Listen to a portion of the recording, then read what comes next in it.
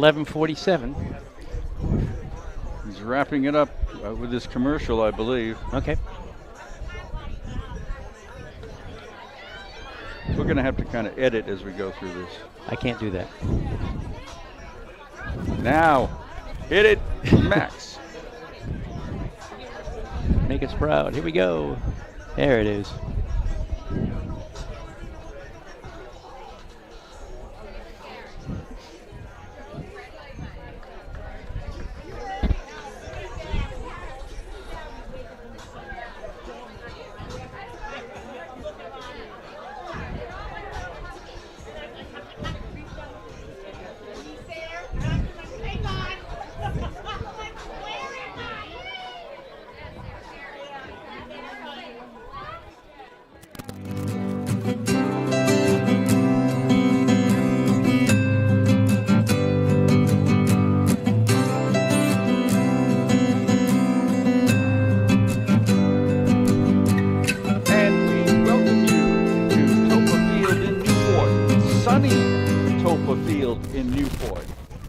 Welcome for Salve Regina University football with the Husson Eagles in town all the way from Maine.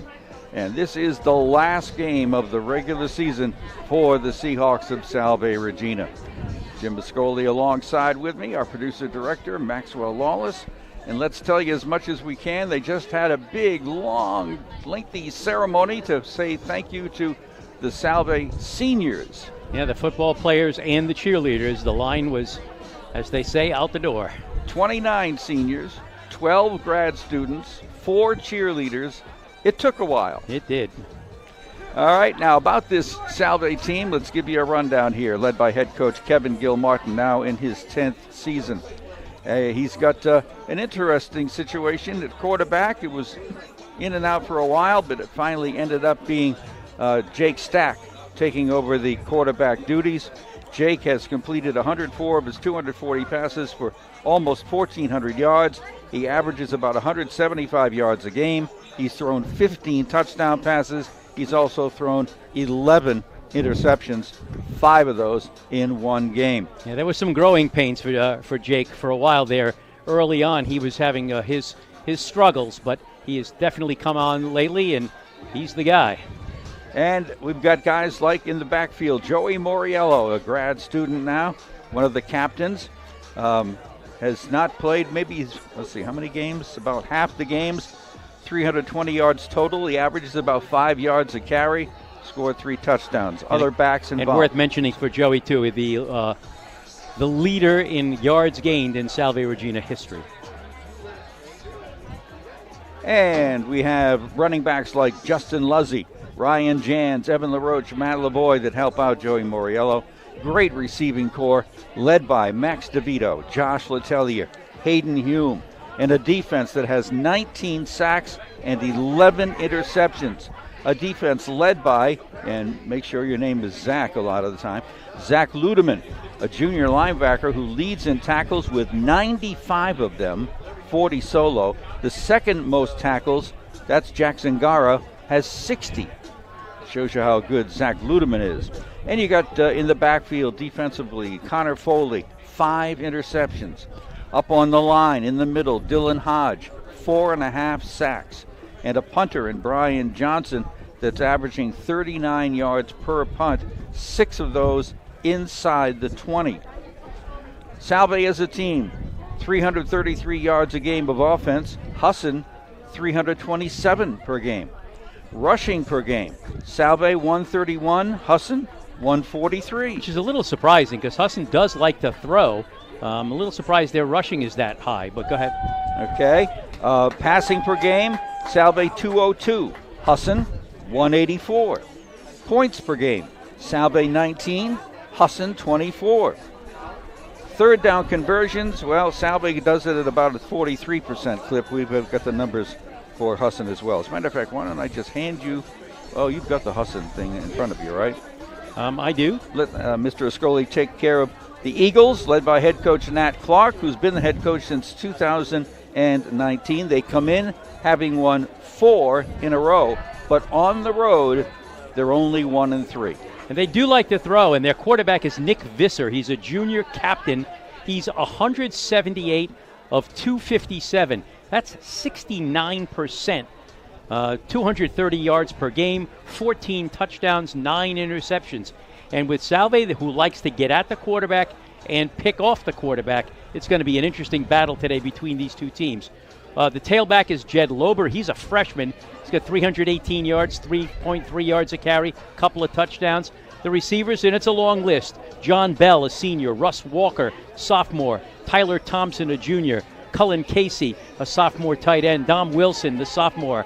Jed Lober, a freshman. A lot of young receivers. Tucker Buzzle is the junior captain linebacker. 108 tackles, 47 solo, 4 interceptions. He is their sort of Zach Ludeman guy.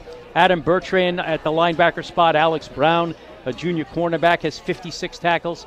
Tyrick Mann, a junior defensive end with 53 tackles. It's going to be an interesting game. As far as third down conversions, 48%, very similar to Salve's. Fourth down conversions, 28%, very similar to Salve. In the red zone, they're 19 of 32 with 14 touchdowns. That's pretty good. Just one more note about Tyrick Mann, the junior defensive end. 6 sacks, 11 quarterback hits, 9.5 tackles for loss.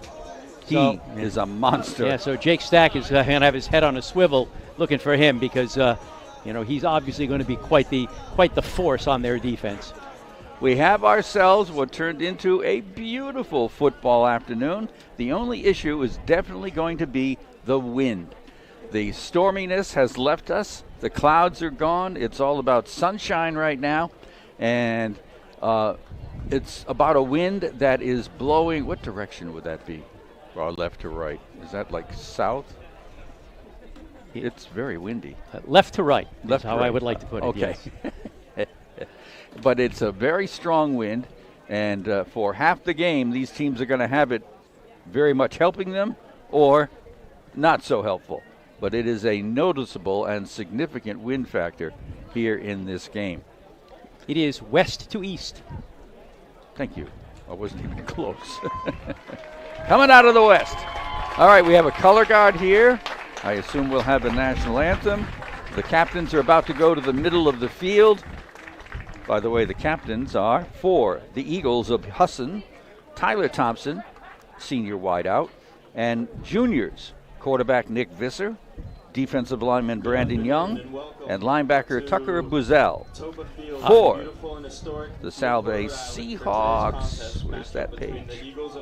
There it is. Captains are Jason Azzolino, Zach Katarius, Jesse LaGrossa, Joey Moriello, C.J. Minchin, and Elian Telford.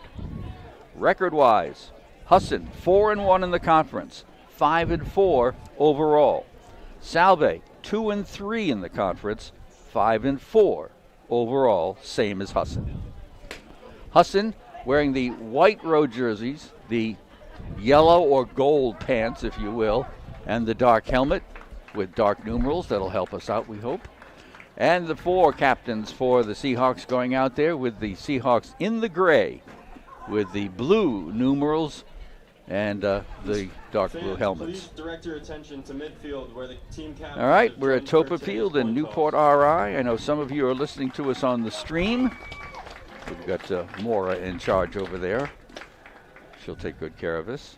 And we've got Daniel over here on the TV, standing right next to us. But most importantly, Ascoli sitting to my left. So we'll await the coin toss. See how that comes out. By the way, the officiating crew is led by Ron Patry. Tails, you want to toss? What do you want to? All right, Husson declines as they win the toss. So they'll be kicking off to Salve, and they'll have the wind at their back to start the game. Ron Patry assisted today by umpire Mike Sanzaro. Head judge Thomas Zahler, line judge Dave Milvey, field judge Michael Trujillo, side judge Michael Gianfrido, back judge Paul Rossetti, and of course Judge Judy will. Oh no, I'm sorry. That's another show. Clock operator Chris Ferreira and the play clock operator Danny Brewer. Judge Jim Ascoli will be taking care of our statistics. And we are up in the press box at Toppa Field. It is quite, it's a stiff breeze. There's no question about it. And, of course, Husson will have it at their back. They like to throw, so we'll see if it affects them in any way with the wind at their backs. Sometimes you would think the wind at your back is a decided advantage when you throw, but not always. Not always is right. Please direct your attention to the field. Okay, we are going to have our national anthem with the color guard on hand, marching out to the middle of the field right now. We are right behind the Salve near sideline area.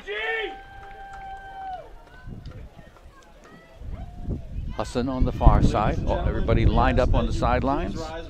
A very large crowd here for Senior Day also stands, and we help bring you the national anthem.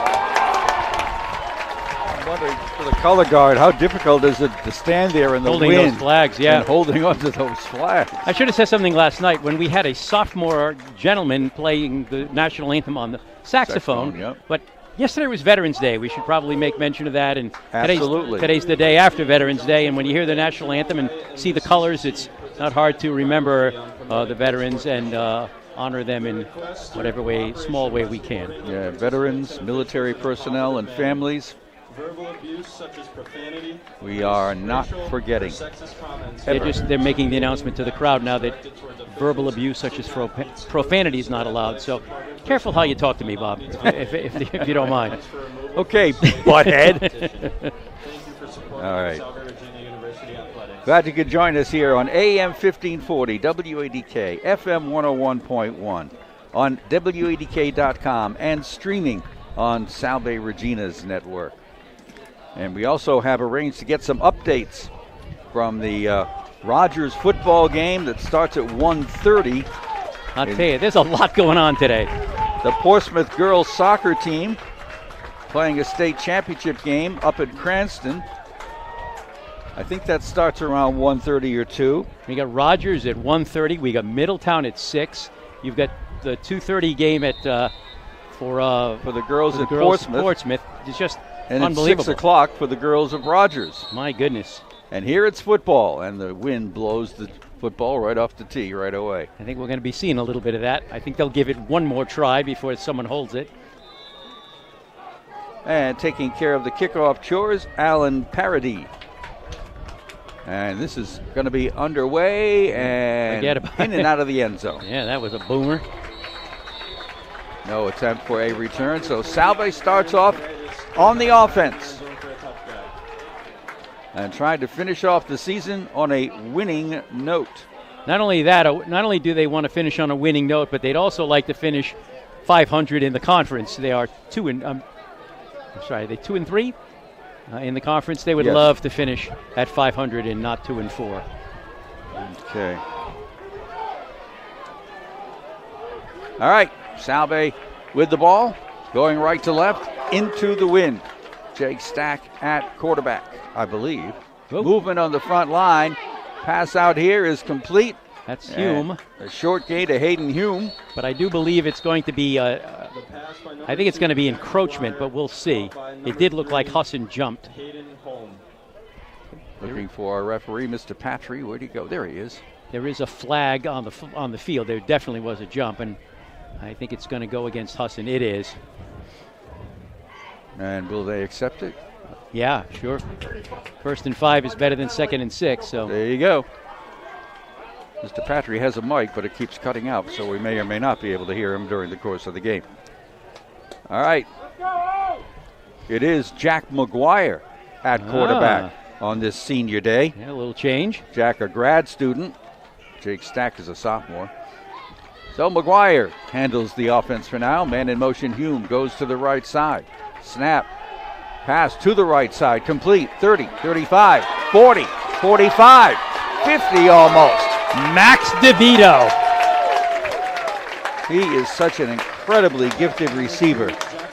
Max DeVito. Picked up 20 yards on the pass play right at midfield.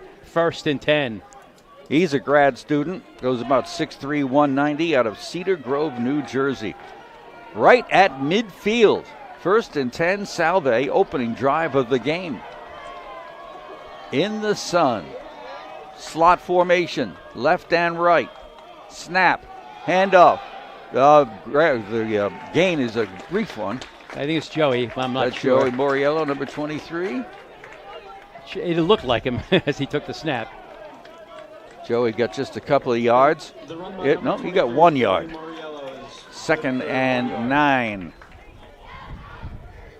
Husson, pretty good defensive team. Shows a 3-man front. McGuire back to pass. Throws over here on the right. Complete. That's Hayden Hume. Hume dives forward to about the 40. Very close to a 1st down.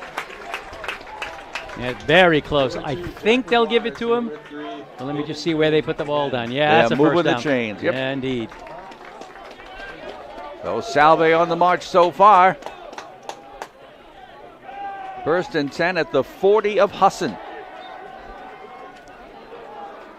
Josh Letellier comes out of that lineup in the receiving core. Marcelino Labella comes in for the Seahawks, who feature at the center position Brian Velez. By the way, the size of Husson is notable, especially on the offensive line. Here's a snap. McGuire throws, and it is caught. Nope, dropped. Momentarily it was Hayden Hume, but he couldn't hang on to it. Broken up by number 4. Covered over there by a couple of the Husson Eagles, including Antoine Turner, I believe. Antoine, yep, number 4. It'll be 2nd down and 10 at the 40 of Husson. Running the offense, Jack McGuire, the grad student. Takes the snap, hands it off to Moriello, running room 35, and tripped up as he falls to the 30-yard line. I think getting a hand on him from behind was Sean Savage. We'll see if they got the full 10. I think it's just 9. Yep. A yard shy, 3rd and 1 for Salve. This is the opening drive of the game. And Salve trying to make the most of it. The guards, Jason Azzolino, one of the captains, and George Delela, also a senior like Azzolino, in the shotgun. Another penalty, I believe. Moriello trying to go wide to the right, needs a block, doesn't get enough of a block, and is wrapped up after a short gain. I do believe it's going to be encroachment again or offside, and I think they'll take that penalty. Stop was made by Evan Duranzel. Oh, maybe they won't. Let's see. It is offside.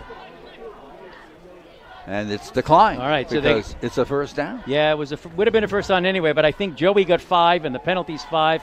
Let's give the yards to Joey. Or is Moving it 4? The chains. Yeah, he only picked up 4 actually on the play, but still a 1st down to the 27-yard line where it's going to be 1st and 10 for Salve. Here we go. Right to left they work in the 1st quarter. Snap. Looking, Jack, going to throw on the run, and it is almost picked off. Yeah. It was tended right over the middle, intended for Max DeVito. Number 3, Alex He's Brown. got some good size, but had a lot of company. It's kind of forced that time by Jack McGuire. Actually thrown just a touch behind him as well. Jack went back there, had some protection at first, then it started to break down. He started to scramble a little bit and then threw just a little behind Max, 2nd and 10. Slot formation to the right, single wide. Nope, slot formation to the left as well. In the shotgun, does snap. Quick toss over here on the right is beyond the outreaching arms of Danny Moriello. Joey Moriello. But I did that before, and the grandmother was listening. I remember. And it was. And she's listening again today. And too. there's a story behind it too. There is a. There is a Danny. Yeah. All right, let's see. What are we looking at? 3rd down and 10. Yep. Is this drive going to stall? We're going to find out. Jack That time Jack just sailed that pass. He's got to get a little bit tighter. Double slots, drops back, throws here on the near side, wide open, and a catch around the 15-yard line. Wide open on the left wing.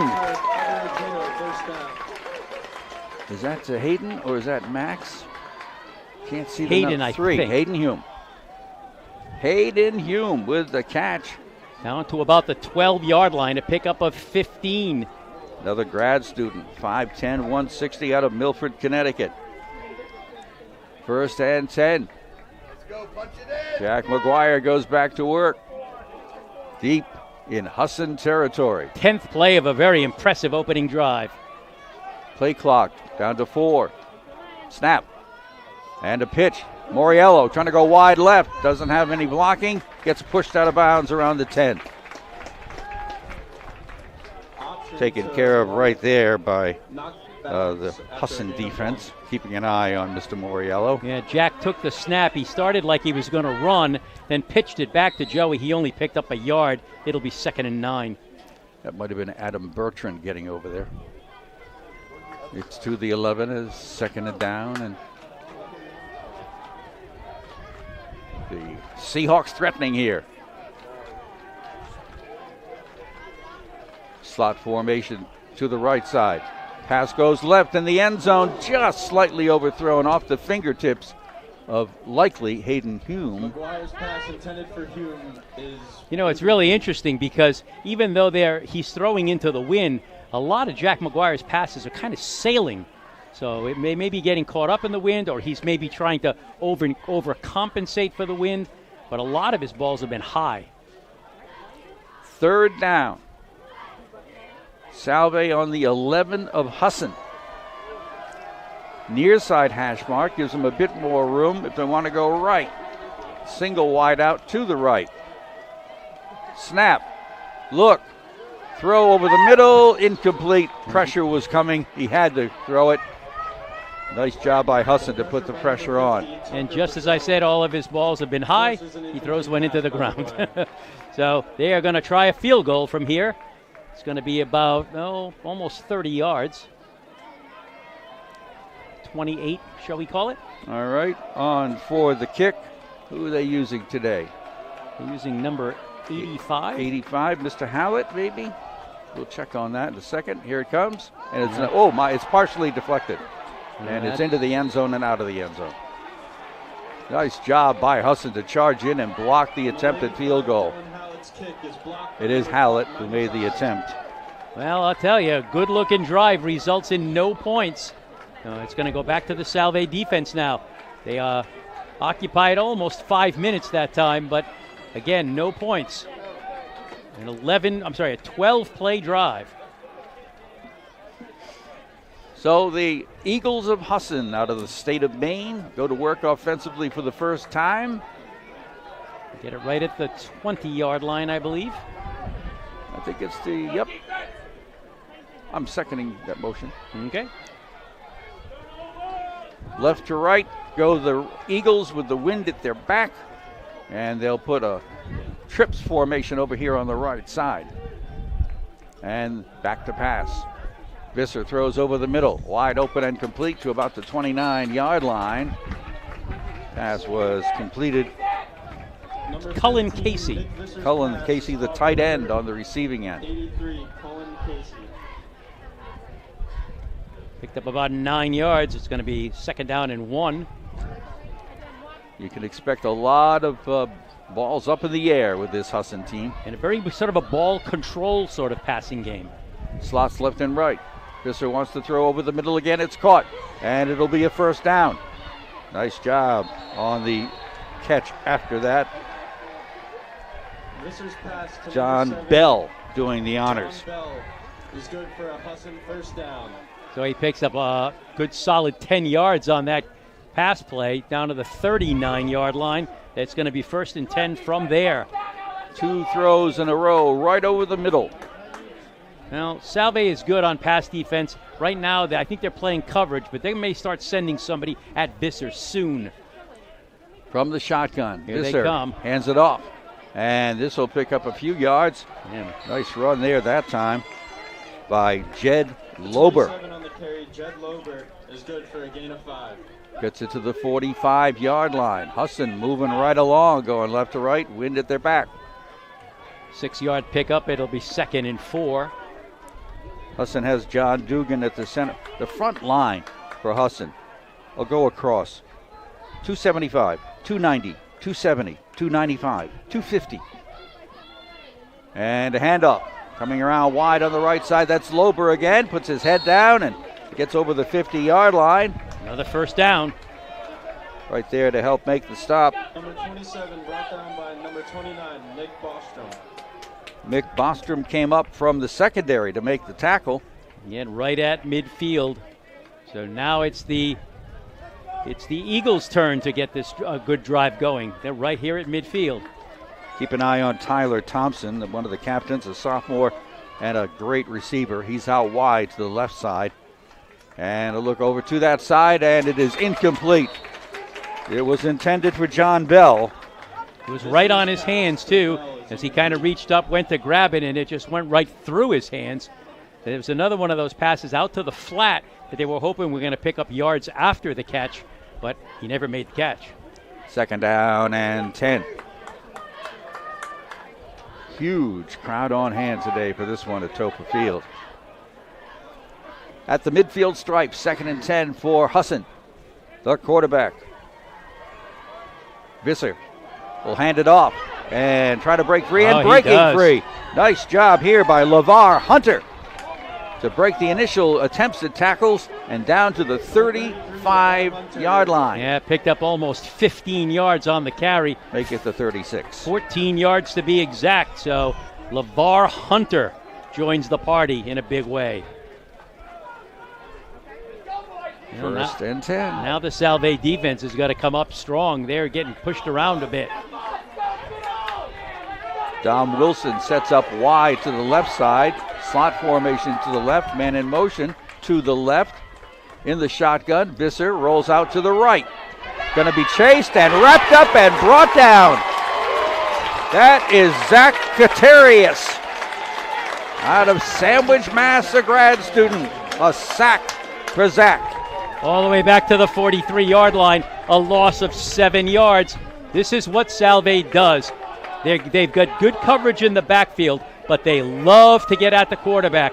That's another sack for the defense. It's going to be 2nd and 17. At the Salve 43-yard line, Visser in the shotgun gets the snap, looks to throw on the near side. It is deflected away perfectly by, pardon the repetition, Zach Katarius. He almost picked it off that time. Excellent coverage. And now Husson, who was moving the ball very easily, is now faced with a 3rd and 17. Salve's front line often features Dylan Hodge in the middle with his 4.5 sacks, Jesse LaGrossa, and Zach Letelier. Here comes a 3rd and 10 for Husson. Trips to the left side, single wide to the right. Snap, pass, and it's caught. And it will be a short gain unless he almost got away. A pass complete over here to Russ Walker for only a few yards. Walker is good for about 10 yards. And that is going to put it at the 34-yard line of Salve to bring up 4th down and 8. Picked up about 9 yards that time, but they still need 8. I'm sure they're going for it. At least it looks that way. The formation will put 2 wideouts to the left. Slot formation on the right. Double slot formation. Snap. Visser looking, got time, and gets rushed and gets sacked. And that time getting in there was Zach Ludeman. I'll tell you, the Zacks came to play as always. That time it was Ludeman, and they sack him for about a 2-yard loss, maybe 1, but it doesn't matter. On 4th down, Salve will take over. So both teams stopped after decent drives, but we're scoreless with 6:03 to go in the opening quarter. Back at quarterback, Jack McGuire in his final year at Salve. The snap, Moriello has it, goes out to the right side, breaks the tackle, 40-yard line, stays on his feet, 50, 45, and pushed out of bounds. Refusing to go down, Joey Moriello.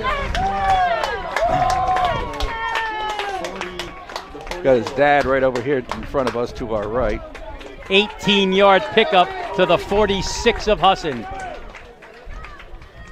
Good start to this drive by the Seahawks, who feature Luke Maruka up on the left side tackle. Ilian Telford on the right side tackle. Slot on the left. We got trips over here on the left. And a quick pass on the left. Hayden Hume needs a block. 40, 35. On his feet down to about the 31-yard line before he is finally brought down. Doing the honors, Evan DeRosal. What they did that time was they did put trips on the left side. They threw it to Hayden and used the other 2 guys as just a wall of blockers. They did a great job down to the 31-yard line, pickup of 15. I'll tell you, for the most part, Jack McGuire is not taking a lot of time. The plays are designed for a certain receiver, and he's throwing it over that way, whichever way it is. Trips to the right side in this formation. It's all in the shotgun. There's a throw on the right side. This time, it's going to be DeVito inside the 20 before he's tripped up. No hesitation at all on the part of quarterback Jack McGuire. Yeah, they've obviously decided that a quick release is how to beat this team, and so far, so good. As you said, they get down to about the 18-yard line, a pickup of 13 yards on that pass play. 1st and 10. Trips go back over here to the left side. DeVito on the outside. Lane in the middle. McGuire awaits the snap, gets the snap, and hands it off. And this will be no gain at all. Justin Luzzy, the freshman out of Belleville, New Jersey.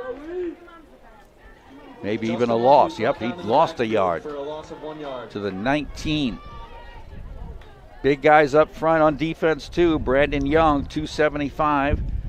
Promise Nakwacha, 270. Tyrek Mann, 235. Well, with a loss of a yard there, kind of reminiscent of the first drive. You don't want to stall here. 2nd and 11, trips to the left. Back to pass. Looking, throwing into the end zone, and too strong. Yeah, boy, you could feel the wind just sort of do something to that ball. Not exactly sure what. Pass was intended for Hayden Hume, who had a couple of steps on his defender, but overthrown by Jack McGuire. Right now, Jack McGuire is 5 for 11 for 72 yards. So he is throwing the ball pretty well, but again, that ball is tending to sail on him just a touch. And it's 3rd and 11, so here we are again with a, deep in there in the Husson territory and a drive looking like it may stall. Trips to the right. Moriello, the single setback behind the shotgun quarterback. On 3rd and 11, looking to pass. Rushes on and a sack. Getting right in there in a hurry is the big man, Tyrek Mann, the leading sacker on this team. Add another one for him. 10 yards back. I don't know what they're going to do here. They may be forced to punt. But at the 29-yard line, I'm guessing they're going to go for some kind of a fourth down play. Well, it'll be fourth down at about 21. So maybe just put it up in the air toward the end zone and hope for the best. Seems to be some confusion. The plays are being signaled in from the sideline. And now Salve's going to have to call a timeout. All right, we've got time for a timeout. A minute right here. We'll be right back. Regina.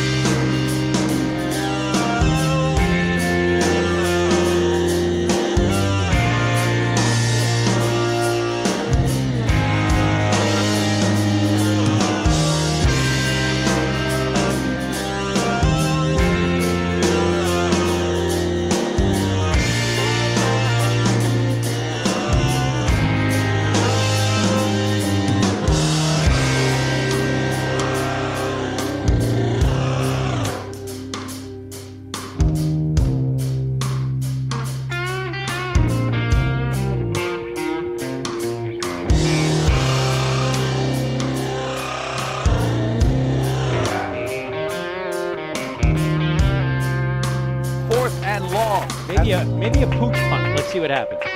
Snap. No.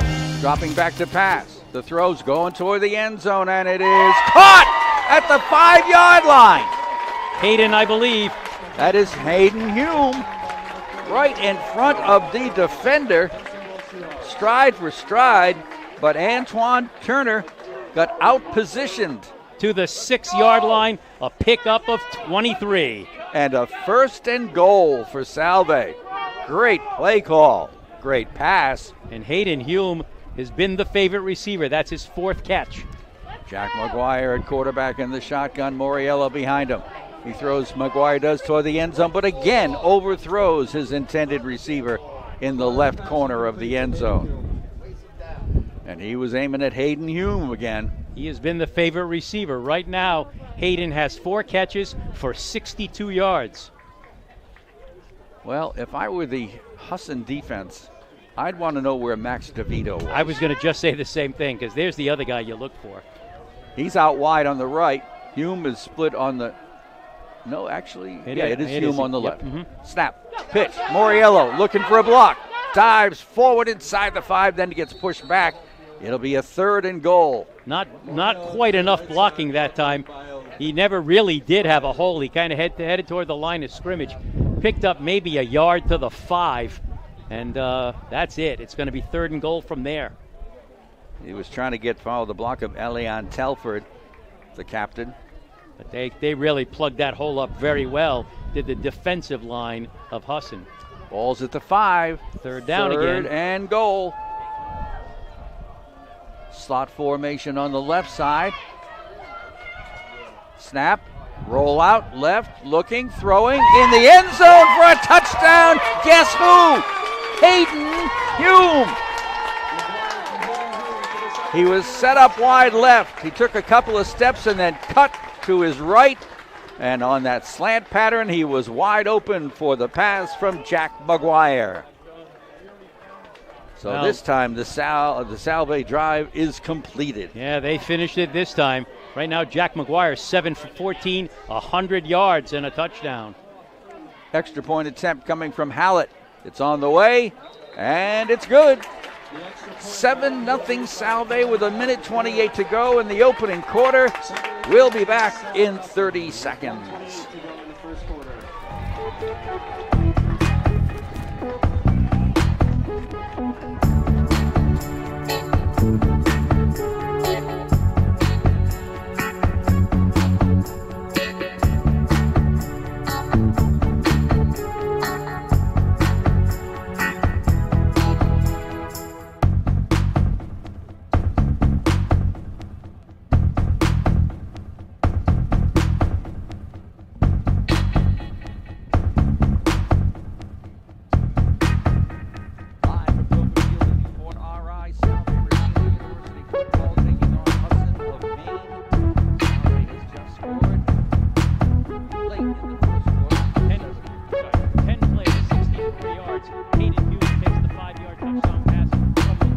Key play in that drive. A 4-21 conversion that got him down to 6.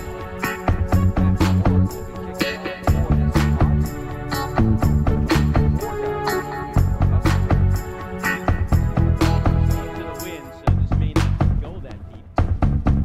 The approach, the kick, ground ball, bouncing, rolling, taking it to 33 and stopped at the 41. And on the return, it was one of the upbacks right there. Max Ward's kick is returned by number 86. And that's Marcus Sessoms. Well, to the 42-yard line, they didn't kick the ball deep, and it really resulted in some pretty darn good field position for Husson. Let's see if they can answer the Salve score. They're at their own 42 to start this drive, left to right, wind at their back, and led by the quarterback Nick Visser, junior captain from Santa Rosa, California. Wow, that's a long way from Santa Rosa to Maine. The snap, the handoff, Lober trying to go off tackle left side, gets maybe a yard. Great job that time by the Salve defense, and helping to get in there with some pressure was Salve's Garrett McCarthy. One of those 4 really good linebackers that Salve has. Well, the Second Salve defense came up really big on the last possession. Let's see what they can do here. Second down and about 9. Yep. Snap, quick pass here on the near side, caught, and a tackle in a hurry. That time by Salve Regina. Who is that? The guy in the up from the secondary. By number 8, CJ Minchin. Oh, CJ from the outside linebacking spot. CJ Minchin. Picked up 10 yards on that play. First down marked. Actually 9 yards, right there at the marker. 48-yard line of Salve Regina. That was Russ Bell on the catch, by the way. Eagles come out. Bit of a spread formation. Slot back on the left side. Wide out on the right. And it will be a handoff to Lober. Lober doesn't have too much of an opening. Gets about 2 or 3 yards. And right in there again in a hurry is Garrett McCarthy. We have the end of the first quarter. 7-0 Salve leading Husson. We'll be back after this timeout.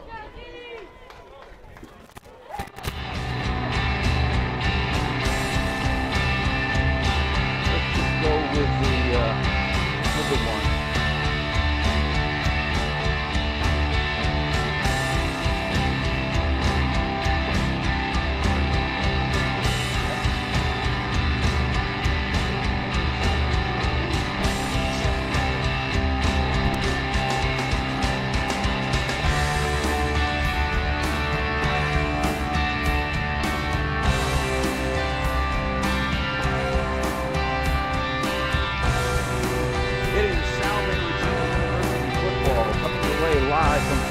The Newport RI on AM 1540 WADK, on FM 101.1, and on WADK.com, as well as on the Salve stream. Yeah, the YouTube channel for Salve.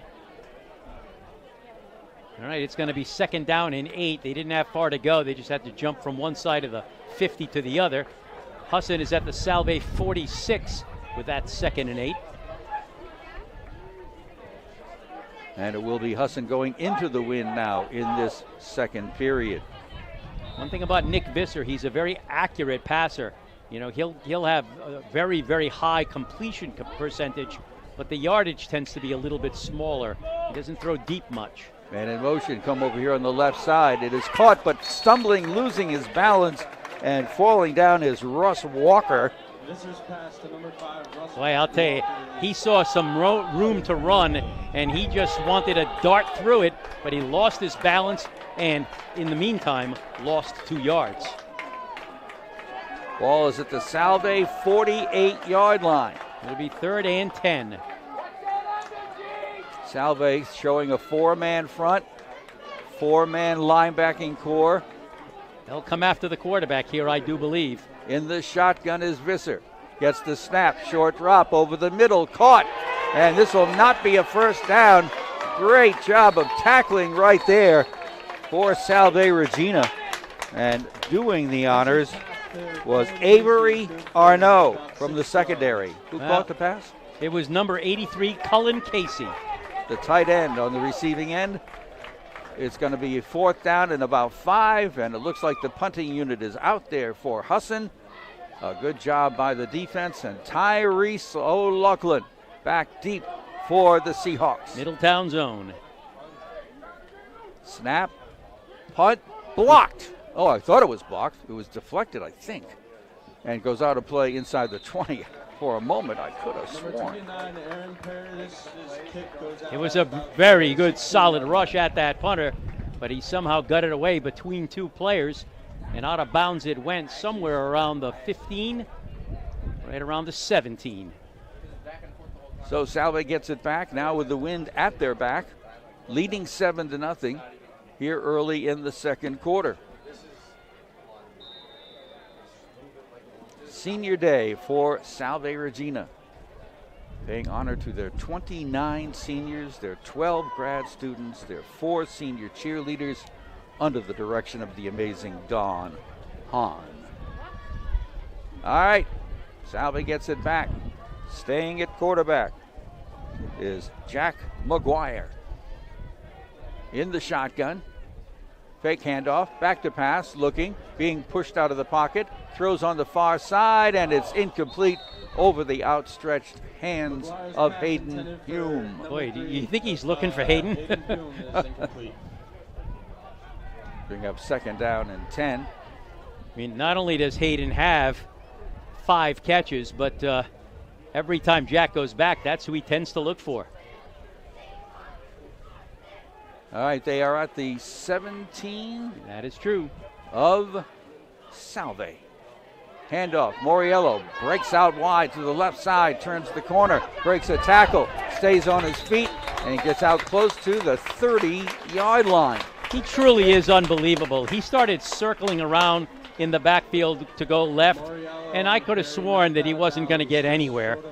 You know, but he, with that speed and shiftiness, he ended up picking about 9 or 10 yards. Or do we have a penalty? Because I see, yeah, they do. Yep, I'm sorry.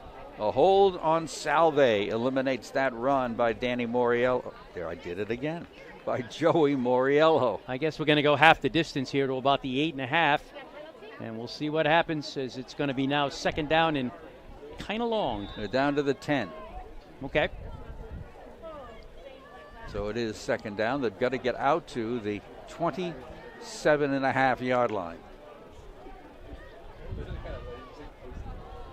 See if the wind helps them, or maybe helps them too much, as can sometimes happen. Trips go out wide to the right side. Single wide to the left. McGuire in the shotgun. Moriello behind him. Quick throw over the middle is caught. And picking up a few extra yards for Salve is Josh Letelier. So he picks up from the 10. Pass is good for about 19. 10 yards. About the 19th, pickup of about 9 yards on the play. 3rd down and about 8. Looks like a passing down here.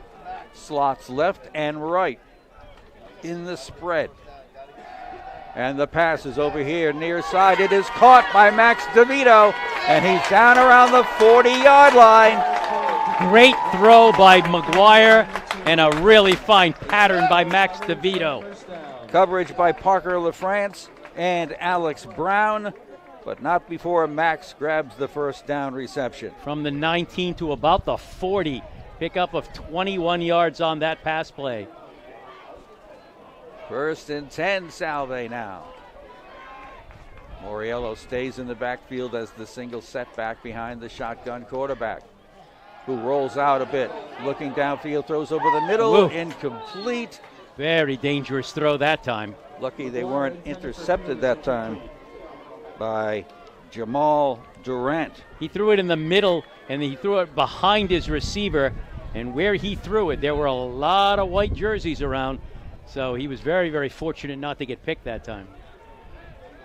It'll be 2nd down and 10. I'll tell you, you want to watch something fun, watch Joey Moriello protect the quarterback. They're sending somebody off the edge every time, and Joey's just knocking him on his back. Nick Lane, a late addition to the offensive set. He's in the slot to the right side. The snap. Moriello gets the handoff, looking to find some running room. Goes outside and gets wrapped up and brought down once again by Alex Brown. Nice gain by Danny. Joey. By Jeez. What is up with that? Picked up 6 yards to the 46, making it a little more manageable. 3rd and 4. It's my special tribute to Danny Moriello. All right. 3rd down, about 4. All by himself in the shotgun. Jack McGuire. Movement on the front line. Penalty flags thrown. And it is overthrown, intended for Hayden Hume. But this is going to go against Husson for a neutral zone infraction. Which will be their 3rd. So they're very anxious on that front line. And that's going to be enough for a 1st down. Yes, it is. It'll be by a full yard. So let's make sure that it is, and it is. Ron Patry with the indication. Just over midfield at the 49 of Husson. Salve keeps the drive alive by getting some help from the Husson defense. Waiting for them to reset the chains. And we're good. Back to work goes Jack McGuire. Husson showing a 5-man front right here. And the pass goes over wide on the far side. And staying on his feet. Nice work of balance that time to make something happen of a positive nature. It's Hayden again. Hayden Hume again. Hume is good for a gain of 7. Gets it out to down to the 42 of Husson to create a 2nd down and 3. Into the Salve lineup. Who do we have coming in here to help out? Looks like Robert Olson. Trips to the right side in this formation. Here's the snap. Here's the throw. Open here and knocked away, but knocked down is the receiver. Great job that time by Josh Letellier. Looks like he was going to go down for a short gain, and he bounced off the tackle, or the tackle attempt, and grabbed a nice pickup. Picked up 12 yards and another 1st down. Nick Lane returns, and to the sideline goes Jacob Perez as part of the Salve receiving corps. I tell you, Salve's putting nice long drives together. This is the 8th play of this one. Slots left and right. Moriello by himself in the backfield. The snap. Handoff to Moriello. Left side, not much there this time. But with his force of strength, Moriello gets extra yardage before he's finally brought down. Joey Moriello is unbelievable in the sense that, you know, if you and I were standing next to him, you know, he wouldn't be as tall as us. He's a smallish guy, but boy, does he have power in those legs. Picked up 5 yards on the carry where he had no business doing it. He's 5'8", 160. Mike, I mean, think about that. Tackled that time by Siobhan Osborne. 2nd down, 5. Shotgun. Snap. Looking over the middle, and it is caught down around the 12-yard line. Another great throw by McGuire. And that is Max DeVito. Set up wide right, slanted in the middle, picked up on the stride by Mr. McGuire. Boy, I'll tell you, he is just zipping it right where he wants it. You know, he's got some incompletions, but boy, when he's on the money, he has been right there. 1st and 10, Salve. Right near the 12-yard line. Moriello looking for a hole, finds a little bit of a seam on that left side, and gets down to about the 6-yard line. That's almost 10 yards. Maybe it is. Yeah, that's the 5. That's 11-yard pickup on a 1st and... Oh, I'm sorry. I am all off here. That's okay. I thought they started at the 16, but it was the 11. So it's a 2nd and about 4 for Salve at the 5 of Husson. Being a very effective balanced attack here in the shotgun. McGuire gets the snap, goes with Moriello. He's trying to find a little bit of room, but he won't. He is gang tackled by about 5 of the Eagles. Moriello on the carry stopped after no gain. It will be 3rd down, about 4. They need to get just inside the 2 for a first down. They are at the 6. Coming in to help the receiving corps now is Josh Letellier. We've got Letellier over here on the right, out wide with DeVito. Hume wide out on the left. Snap, the look, the throw in the corner of the end zone, and a push in the end zone, and no flag. Wow. DeVito is out of the back of the end zone. Brings up a 4th and 5. Incompleted pass. That was an out-and-out push, and no call. So, Mr. Hallett will come on and make an attempt here for the field goal. He got pretty much blocked the first time. This is about a 23-yarder. Dylan Hallett. Snap, kick, long enough, and good enough. The field goal by Dylan Hallett adds on to the Salve lead. It is 10-0, 7:10 to go, second quarter. Back after this.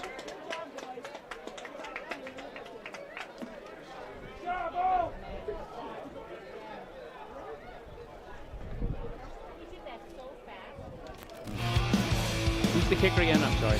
Dylan Hallett. LLE.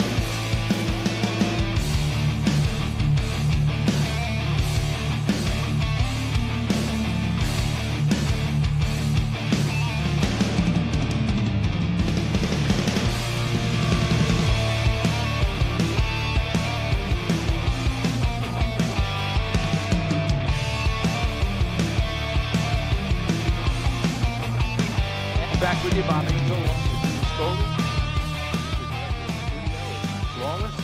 Another 12-play drive covering 77 yards, resulting in a 23-yard field goal. And it is 10-0 Salve. Max Ward's kickoff with the wind at his back, sails in and out of the end zone. That was a booming kick. Yeah, I'll tell you, when you have the wind at your back, both teams have had that kick where it just goes through the end zone.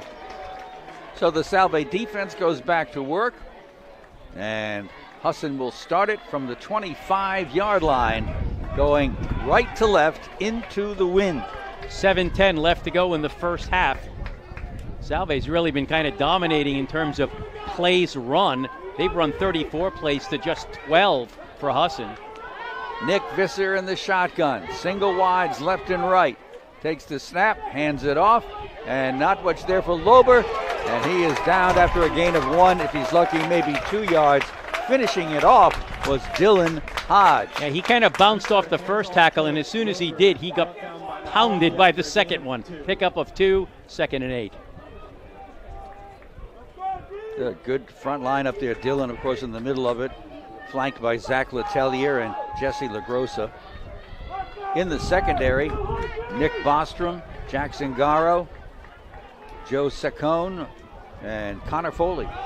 Big hole. Oh, yeah, big hole here. Nice gain. Is that Mr. Hunter? Yep, LeVar Hunter found some room on the left side and didn't waste that hole and get out to the 38-yard line. Yeah, pickup of 11 yards on that carry. He just came bursting through. First and 10 for the Eagles. They'll put Dom Wilson out wide to the right. He's got company out there. Trips out to the right side. Single wide to the left. And it's the quarterback, Visser, running, and he's got size and strength. He's wrapped up around the 42-yard line. Finally stopped by, let's see, who's that out there? Nico Whitcomb. Picked up 4 yards on the carry out to the 42. Just a designed quarterback draw that time as he took the snap and then stepped forward and ran for 4. Nick Visser, 6'2", 220-pound quarterback. That's the size you want on a quarterback. And only a junior. Mm-hmm. Trips to the right again. Snap, handoff to the left side. Nothing there. beautifully defense. Ty O'Loughlin got in there first. The ball ends up at the 40-yard line to set up a 3rd and 8. Lost 2 yards on that carry as there just was no place to go.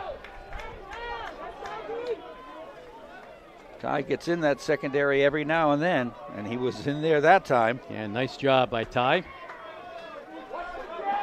All right, the Eagles come out on 3rd down and 8. Working into the wind. Shotgun as usual for Visser. Short drop, looks over the middle. Rush, throws, caught, short. Pass complete to John Bell. Was that Ty O'Loughlin again there? I think Ty was there to help initiate the tackle after the reception. Only a 1-yard gain on that reception. They needed lots more. It's going to be 4th down and about 7. They will punt. And back to punt is Aaron Paradis. He does all the kicking. Ty is inside his own 30-yard line. See if the wind affects this one. And it's away. It's a high spiral, not too deep. And it takes a Salve bounce and ends up on the 41, 43. 39 maybe? I'm sorry, yeah, 30. Again, that punting or kicking or throwing into this wind is difficult. And that time it kind of hung up and then just sort of died up there and just kind of came bouncing down around the 40. So the 39 is where Salve will start. Good field position, good defense that time, and a 10-0 lead. It's all going well for Salve right now. I'm not sure a high spiraling kick is a good idea. No, it really isn't. If you're going into the wind. All right, back to work. Salve offense leading 10-0. 4:51 to go in the first half. Working from the shotgun. Jack McGuire gets the snap, looks to the far side, completed pass, but nowhere to go. That time he had a block. He might have been able to go to the outside, decided to go to the inside, did Hayden Hume, and he ended up losing yards. For no gain. Excellent coverage that time by the Husson defense. 2nd and 10 indeed. Linebackers for the Eagles include Sean Savage, Tucker Bazell, Adam Bertrand, and Evan Duronsel most of the time. Clock moving toward about 4 minutes left to go in the first half. Slot formation to the right side. Jack McGuire gets the snap, and it's going to be a throw by Hayden Hume. Is it intercepted? No. It was caught after it hit the ground, nearly intercepted that time by Alex Brown. Well, there was a play that probably looked good on the drawing board, but didn't look that good otherwise. Hayden Hume took the handoff on as he was in motion, looked to throw, and he nearly got picked off. Brings up a 3rd and 10 for Salve. They're at their own 39-yard line. They do have the wind at their back, but so far nothing out of this possession. And of course that stopped the clock at 3:59 to go. Trips wide to the right side. McGuire looking, now being rushed out of the pocket. Throws on the run, and it will be incomplete. Would not have picked up a first down anyway. He was throwing in the direction of Josh Letelier. Number 13 is incomplete. So, 4th and 10. Salve goes 3 and out this time. That was quick. And they'll give Husson another possession here before halftime. That was their 4th possession for Salve. They ran 12 plays on the first one, then 10, then 12, and then this time 3 and out. Brian Johnson to punt. He's had a half dozen of his punts end up inside the 20. Gets the snap, gets the kick away. What a punt! And this will be taken at the 10-yard line. Getting to the 15, to the 20, and caught from behind and brought down over the 25-yard line. Well, that wind is a kicker's friend when it's behind you, huh? That thing sailed down to the 10-yard line. And a nice job on the return, too. Yeah, he did. It looked like he might get stopped right around the 10 or 15, but he found a little gap, got out to about the 27-yard line. Make it the 28. And first down for Husson. And back to work goes Nick Visser, the quarterback. This game is still very close with 3:36 to go in the first half. Only 10-0 Salve. The snap, the look, over the middle, and it's caught. And that's the tight end again. That's Cullen Casey. Wide open over the middle, a first down. Number 83, Colin Casey, is good for an Eagles first down. Picked up 14 yards on the pass play. It's going to be a first down at the 42. A little shaken up on that play was Zach Ludeman, but he did get up. First and 10. Into the wind. And the look goes to the far side. It is caught over there. That's Tyler Thompson with the reception. One of the captains out of Rosedale, New York. Up to the midfield stripe for a second down and about 2. Clock running, less than 3 minutes to go in the half. 10-0 Salve. Slot formation left. Handoff straight ahead. Luber gets to about the Salve 45-yard line. That's Jed Lober. Picked up a first down. He got about 5 yards, only needed 2. He's a freshman out of Bellows Falls, Vermont. Bellows Falls, Vermont. I don't know why that rings a bell. I don't know, but Husson doesn't seem to be in a hurry here. No, a little surprised. Snap. The look over the middle, throws, and it is caught by Casey again, the tight end. He'll get inside the 40, shy of the ball, come loose. Salve says they've got it. Do the officials agree? It's hard to say. There's a lot of bodies and balls on the ground. Fingers right now. Pointing. Salve still says they've got it. And Ron Patry says they've got it, the referee. A fumble by Husson on the tackle. Salve gets it back with 2:15 to go. They lead 10-0. And let's see if they can take advantage of the Husson turnover. Something the Eagles have been prone to during the course of the season. Just a few too many turnovers. Ball is on the 37 of Salve. I cannot tell you who recovered that fumble. I'd like to, but the catch was by Cullen Casey, so he undoubtedly was the person who did fumble. Back to work goes the Salve quarterback, Jack McGuire, in the shotgun. Moriello out wide and whistles blown.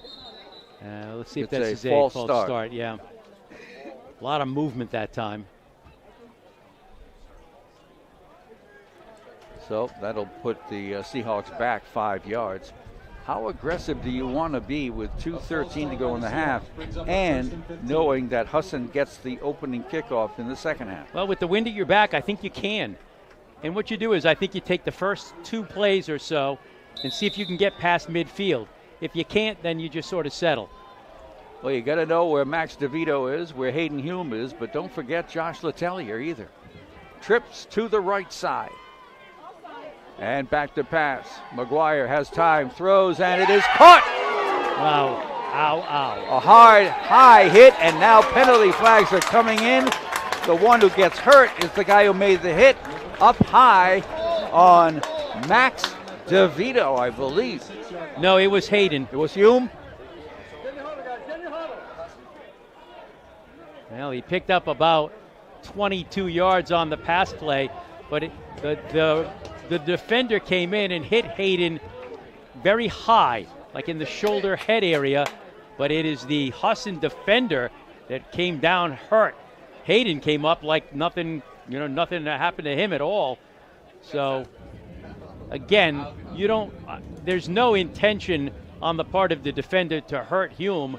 So it's not like this is, karma or anything, but it is the defender that is the guy that got injured on this play.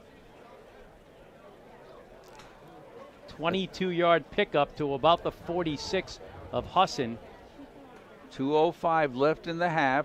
Both trainers are out there, Salve and Husson. And they got out there in a hurry. And look at this. They're bringing a stretcher on right away. Oh, my goodness. Boy, that's too bad. Again, he Hayden caught the ball right across the middle, and then there was a pretty vicious collision. You know, for a second, we're all thinking, oh my God, I hope Hayden's okay. But it was the guy who initiated the hit that is undoubtedly hurt and maybe taking a ride to Newport Hospital before long. My goodness. 10-0 Salve. 2:05 left in the half. All the attention is focused on the He's sitting up, Eagle. I think. And if I see the number, it looks like it's Josh Ladipo. Josh is a senior safety out of Hampstead, New Hampshire. He is standing, but I have a funny feeling if they brought the stretcher out, this is probably one of those potentially concussion kind of situations. Let's hope that's not the case. He is walking to the sideline very slowly. My. All right, the stretcher will not be used, and that is a good thing.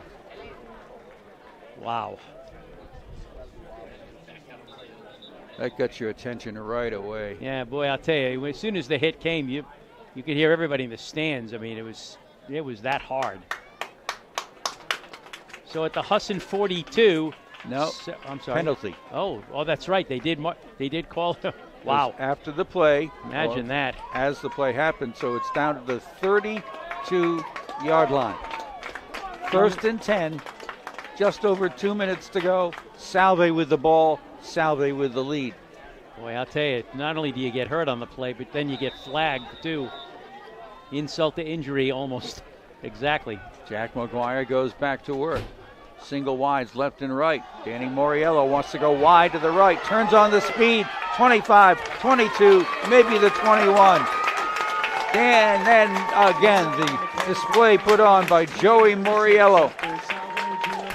He got about 10 yards down to the 22. They move the chains.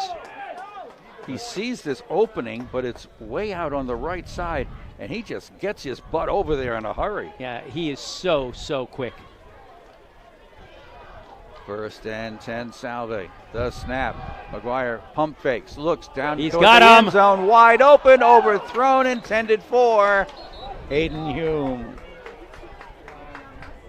Just a little too strong again, and we've got a penalty flag in the backfield. Probably a holding call, but I don't know. Or is it roughing the passer? I Oh, think good. you got the holding. I think you got the holding. Yeah, it could have been roughing too.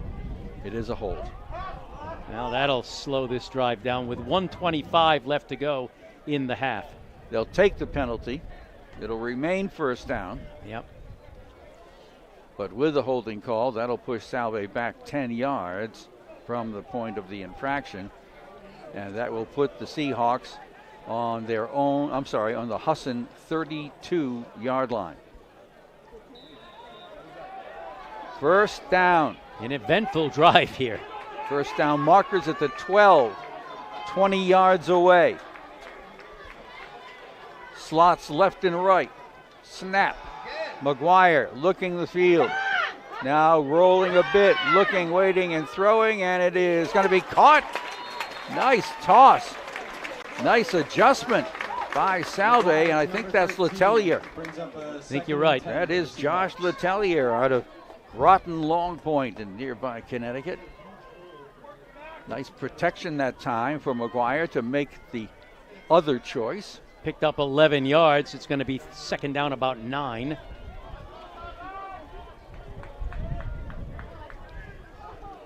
Moriello stays in the backfield. Trips are out to the right side.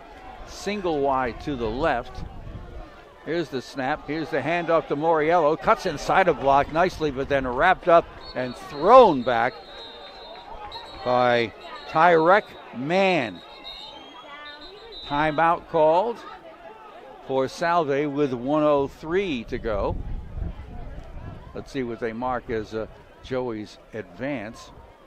Inside the 20. After a gain of 5 is About brought the down by number 17-ish. 0, Tyree Mann. Yeah. 3rd and 5 and a timeout. Picked for up the Seahawks. 4 yards to the 17, where it's going to be 3rd down and about 5. Interesting. If you don't get the 1st down, do you put your field goal kicker out there again? Well, with the wind at your back, I think you might.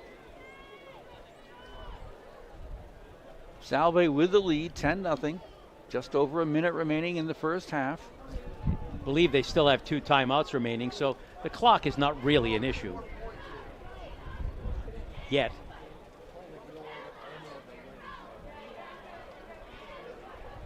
Salve has 1 timeout remaining. It is just 1, huh? I don't remember the first timeout, but I think that's what the scoreboard's telling us. Timeouts left. yeah, it does look that way. Yep, that says 1. All right, Salve with the ball, facing a third down and about 5 at the 17 of Husson. Slots left and right. And the play fake. Throw is too strong. Intended for Max DeVito. Pass interference is going to be called on Parker LaFrance. Oh, and Parker was celebrating a little bit, and I'll tell you, it was a pretty touch foul. That was not, let's put it this way, it wasn't as blatant as the one we saw in the end zone earlier, but they are going to get the call, is Salve. It's going to move the ball probably 10 yards forward, down to about the 7-ish or 8. All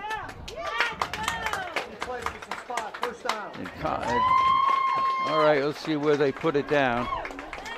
Looks like it's going to be around the 5, maybe the 6. Let's see what happens. I think it'll be closer to the 8, but I'm not sure. Oh, no, they're going to go inside the 5? Wow. Down to the 3. That was a 15-yard penalty. I believe it's marked off from the line of scrimmage. It is. First and goal, Salve. 58 seconds left in the half. Salve has 1 timeout.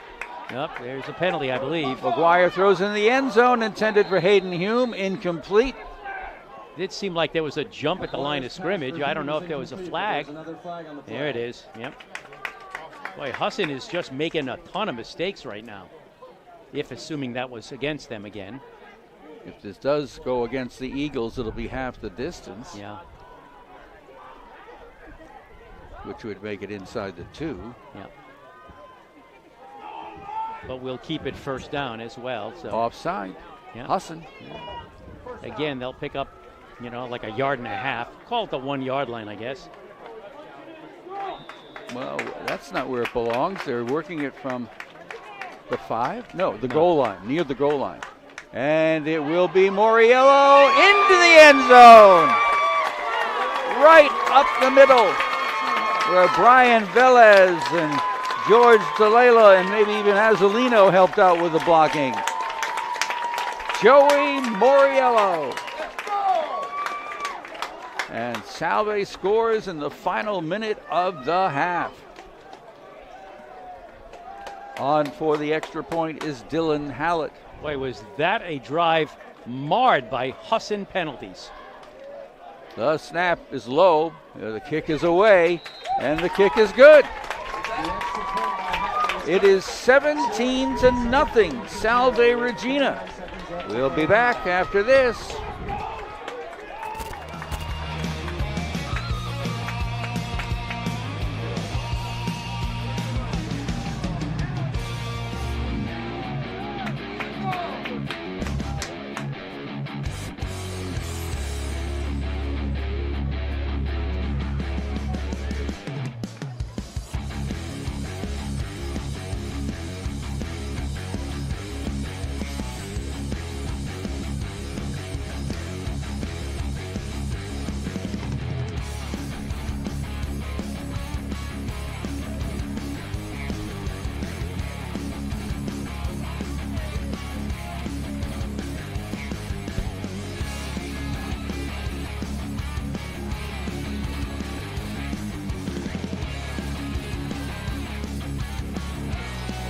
Back with you, Bob Angel, Jim Ascoli.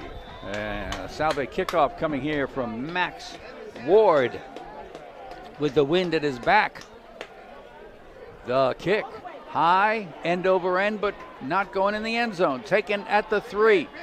And the return gets up to the 25 to 30, 35. Only 1 left to try and catch him. This could go all the way and will go all the way. It's going to be John Bell I see a flag on the field. I have no idea what it is. It's in a very strange location. Is returned for a touchdown by number 7, but there is a flag on the play. John Bell with he got it at the 3. That's a 97. It's offside, Salve. Forget it. John Bell with a 97-yard kickoff return. Boy, talk about taking away momentum. Wow. 17-6, pending the extra point kick. 34 seconds left in the half. A shocker right there from Husson. And on for the extra point is Aaron Parody. Out of Minnow, Maine. There's the snap, bobbled a bit, picked up, and the kick looks like it's good. That's because it is good. 17-7. 34 seconds left to go. Salve with the lead, but giving up a long kickoff return. Let's take a 30-second break right here.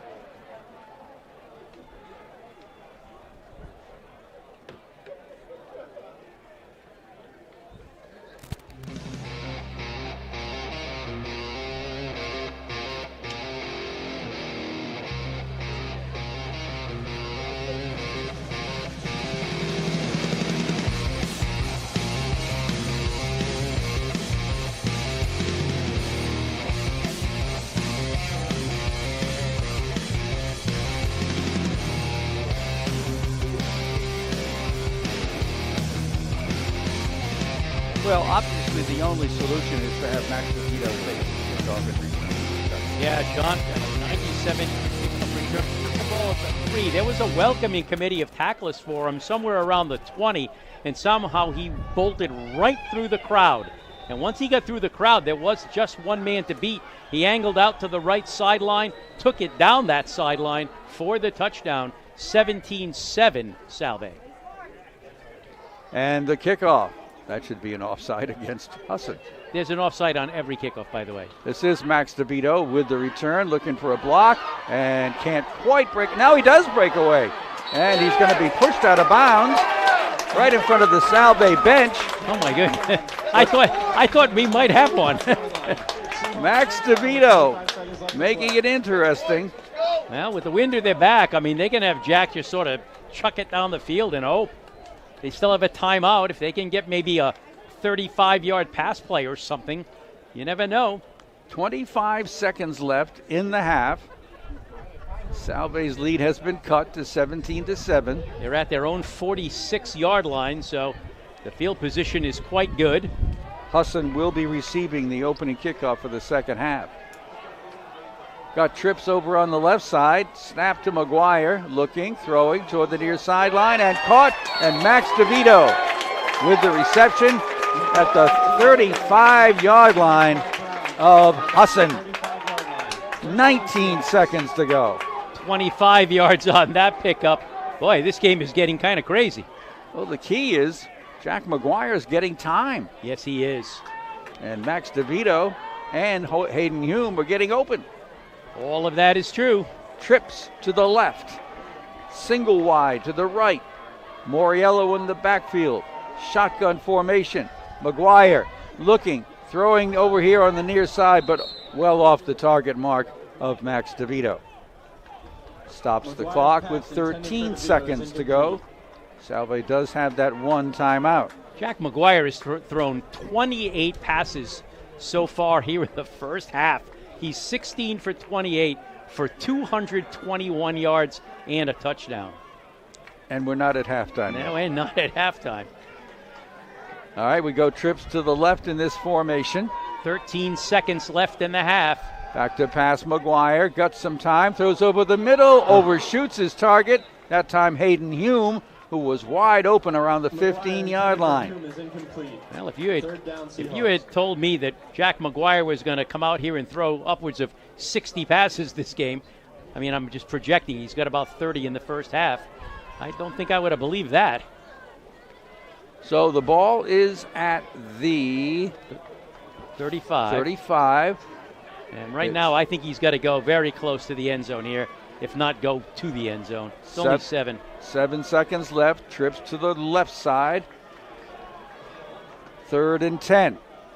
McGuire gets the snap. Short drop. Over here, a quick pass to Max DeVito. Timeout. Gets inside the 15. Timeout called by Salve with 1 second remaining. Well, they gave themselves one more chance. Did the quick pattern about 10 yards downfield to Max DeVito. He's at the 24. Picked up 11 on the play, so let's see what they do. Salve called timeout, but the offense is staying right up at the line of the scrimmage there. Yeah, well, they called timeout because they had to stop that clock with 1 second. They've got one more play, obviously, barring a defensive penalty. Dylan Hallett is out there. Oh, they're going to give it a shot. With the wind at your back, why not? They'll put the ball down at the 31-yard line. 41-yard field goal attempt. And again, with a strong wind, you just get this ball up in the air, and it's going to sail. So let's see, if Dylan can get it up there, and if he can get it down there. You know that Husson's going to put on a charge here. Yeah, again, just think of it as an extra point because the wind will do the rest. 1 second left. Boy, I'll tell you, these last couple of minutes have been really amazing. Nat Clark, the head coach of Husson, is talking to the referee, Mr. Patry, about something. That's why there's nothing happening right now. Whatever that conversation was about, it's over.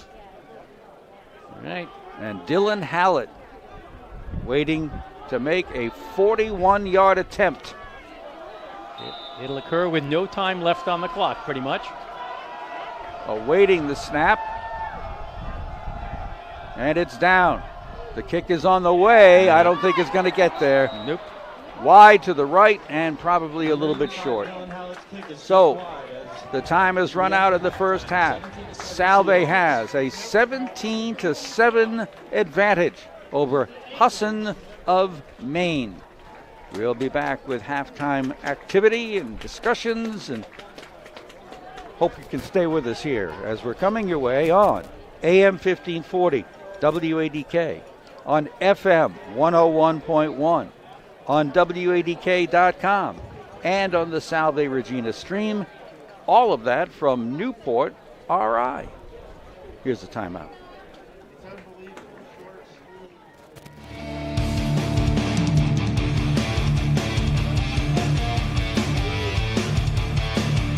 No, I've got it with me. I'll do it when this break is done. We want to go through Oregon.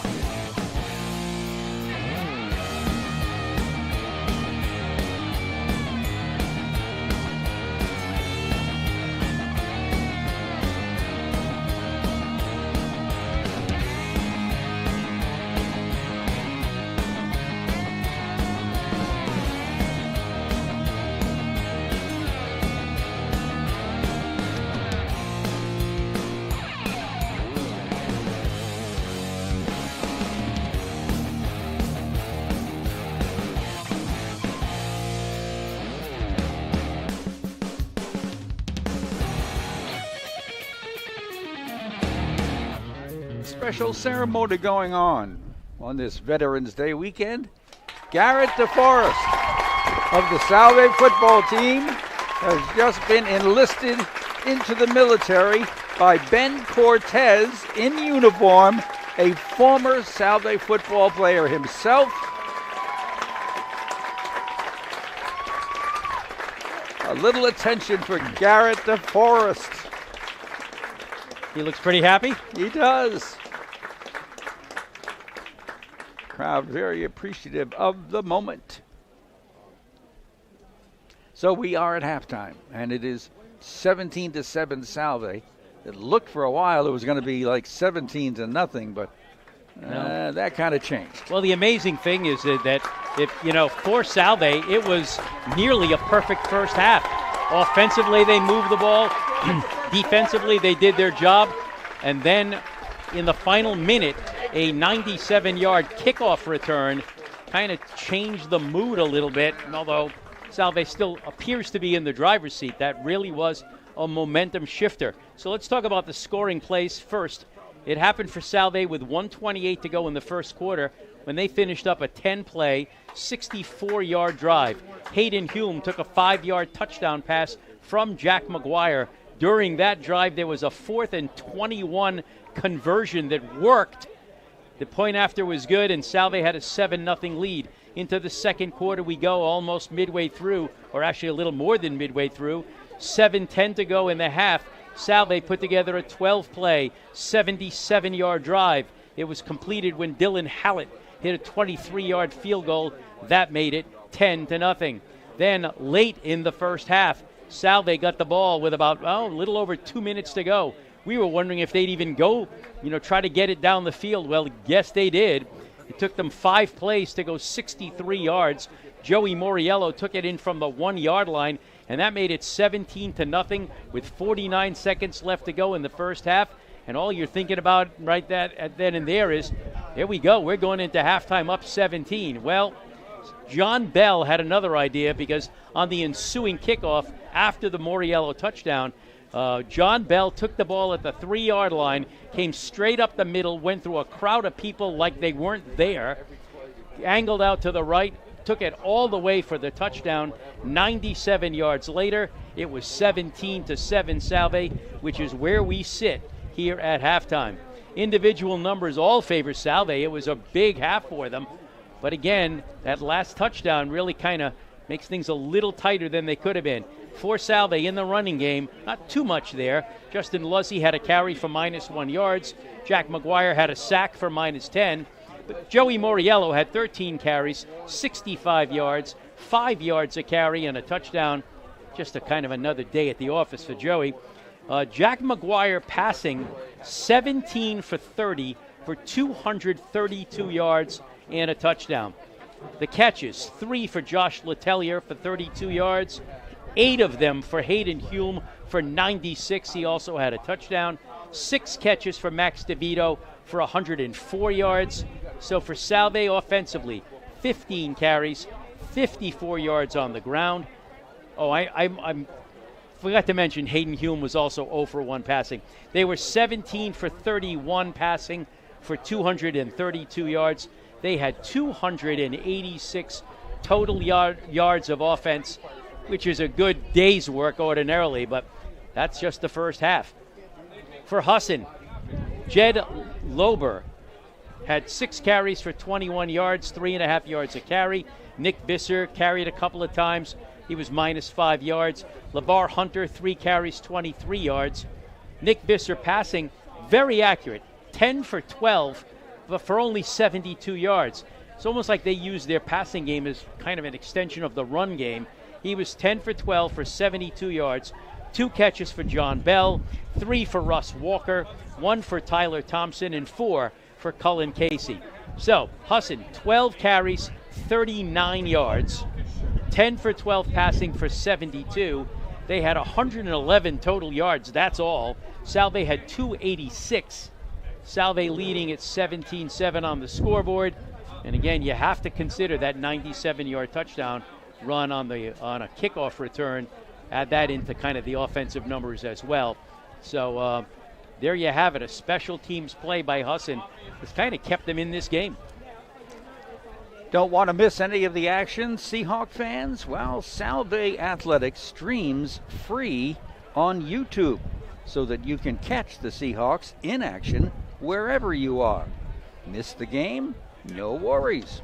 Follow at Salve Athletics on Facebook, Twitter, TikTok, and Instagram for recaps, highlights, and more.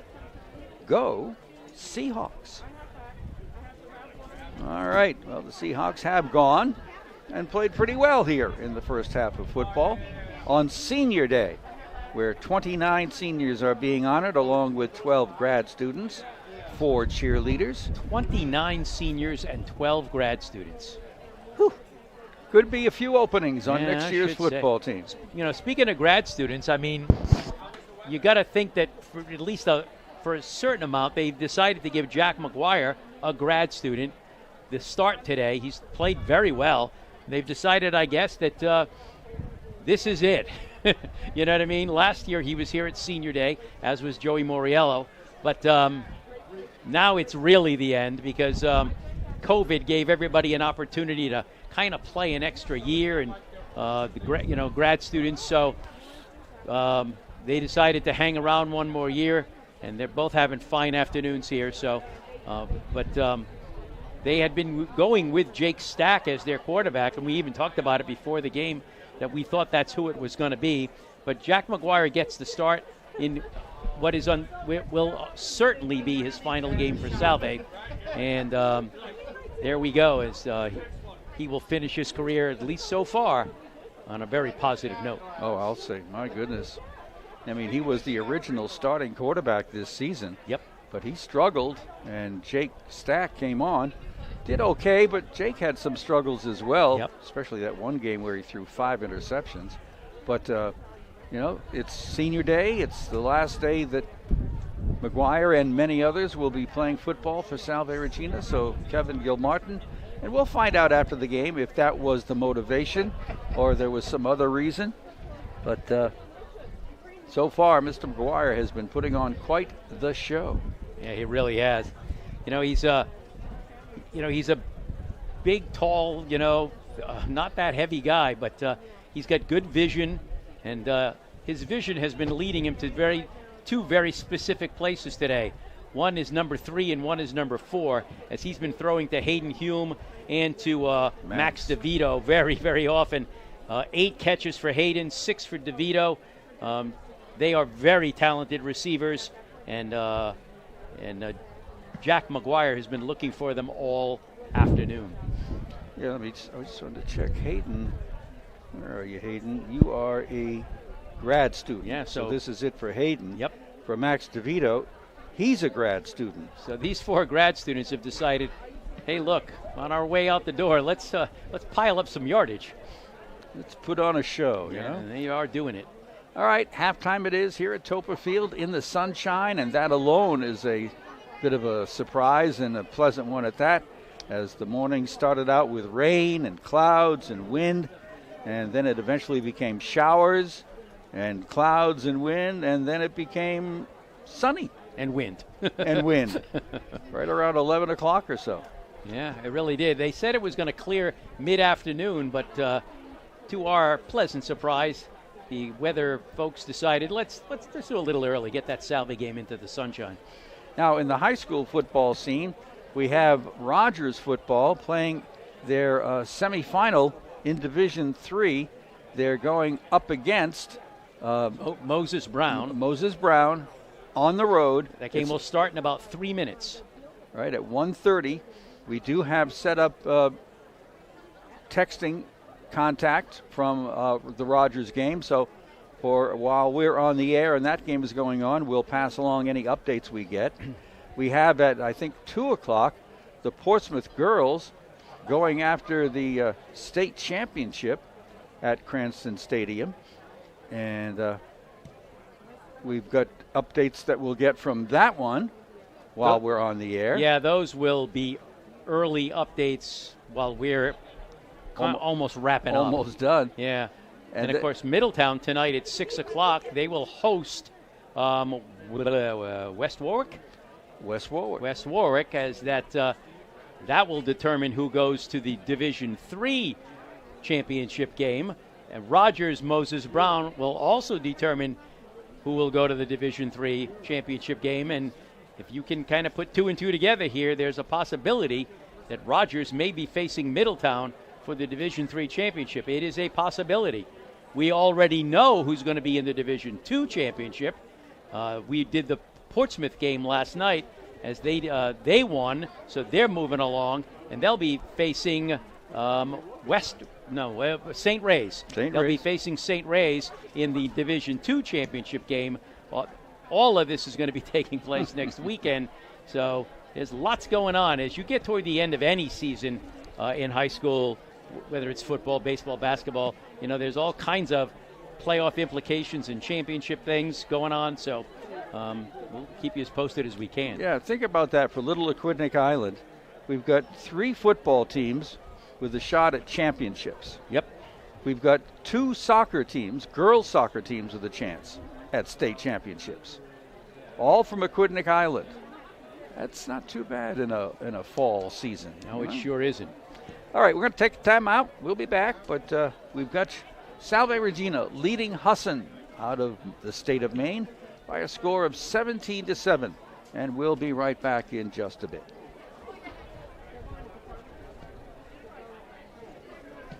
All right, Brick Alley. Do me a favor, Max. Do R&R Construction next, and then Clements. I'll do O'Brien's in a little while. Good with that? Thank you.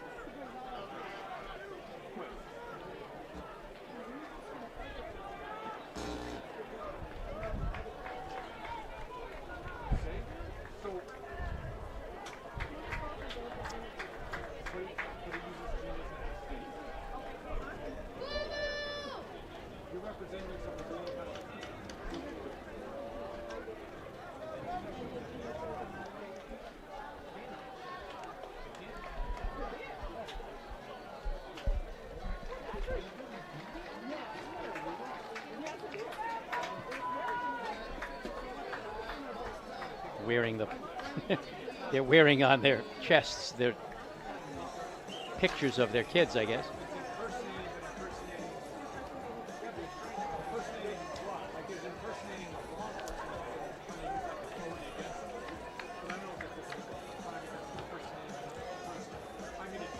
URI in New Hampshire scoreless. They say the winner goes to postseason, the loser does not. Oh, okay. Oh, man.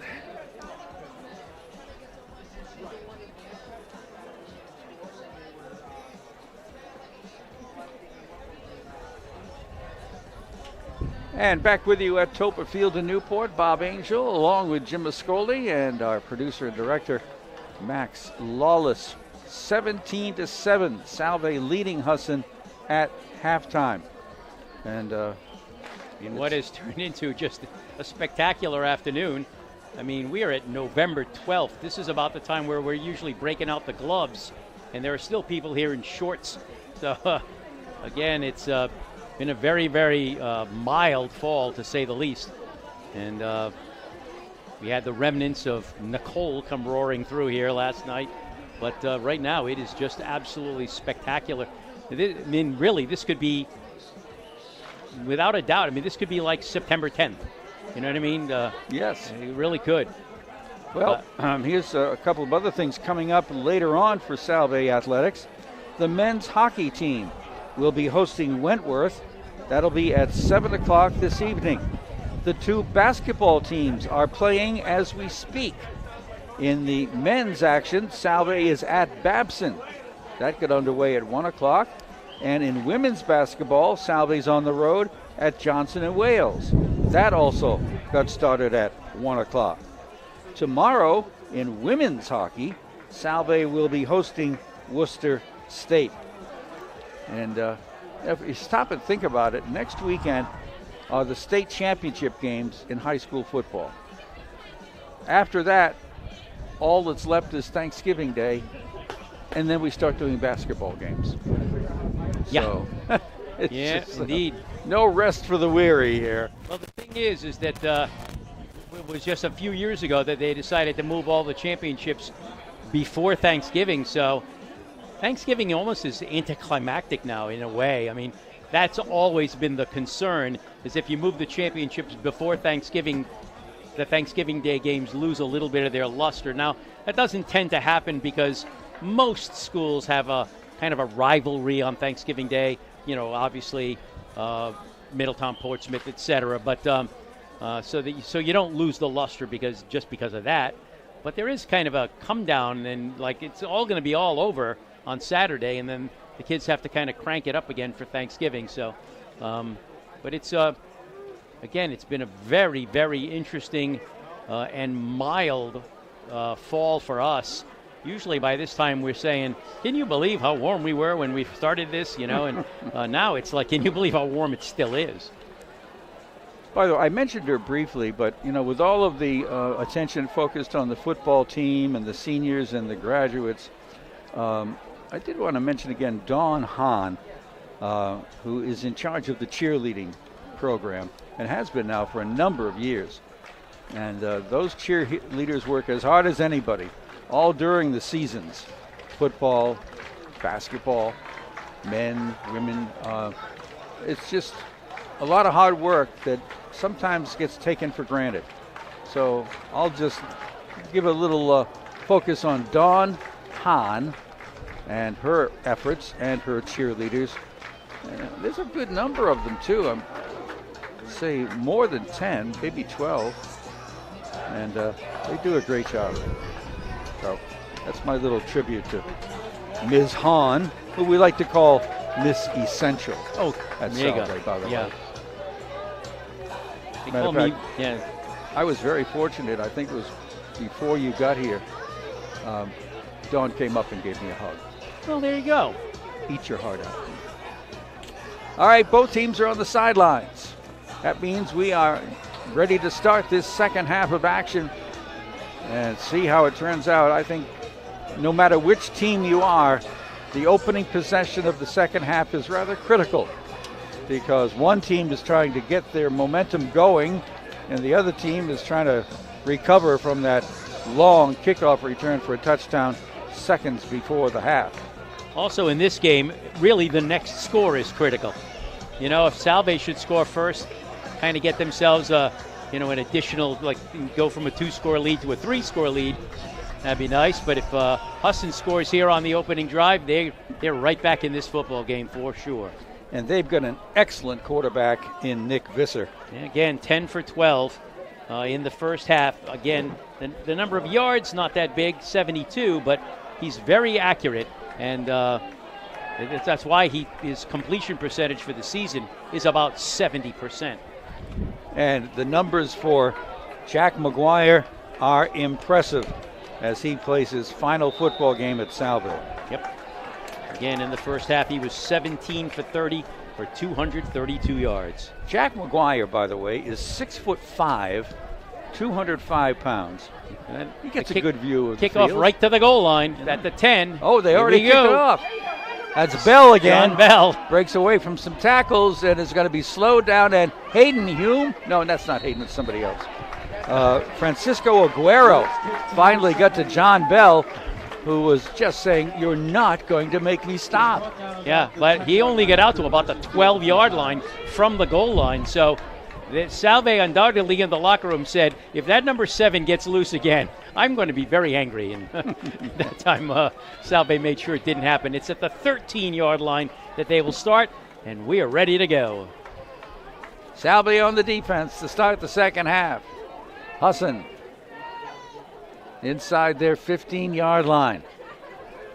And the snap and the handoff goes wide, right side. Lober has some running room and a first down over the 25-yard line. Well, they come out very impressively with that run. Jed Lober, the freshman, 5'11", 205. Yeah, he's a big kid. I mean, or at least he runs like he's big. Getting some nice blocking on the right side from John Dugan, from Aiden Crone, from Ethan Hicks. 13 yards on that pickup, his best carry of the day. Snap, back to pass, over the middle, caught, and it's the tight end again, Cullen Casey. He's had a day. He's not going down easily. 6'1" sophomore, 220 pounds, from Elliott, Maine. And Salve has a player down. It's number 34. Oh, that is one of the linebackers, Zach Ludeman. Oh, my. The leading tackler on the team. They call him Ludes.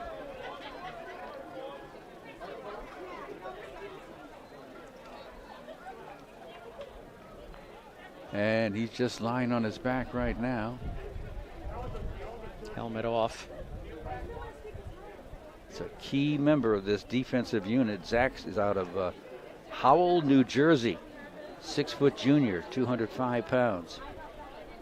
Far and away the leading tackler on this team.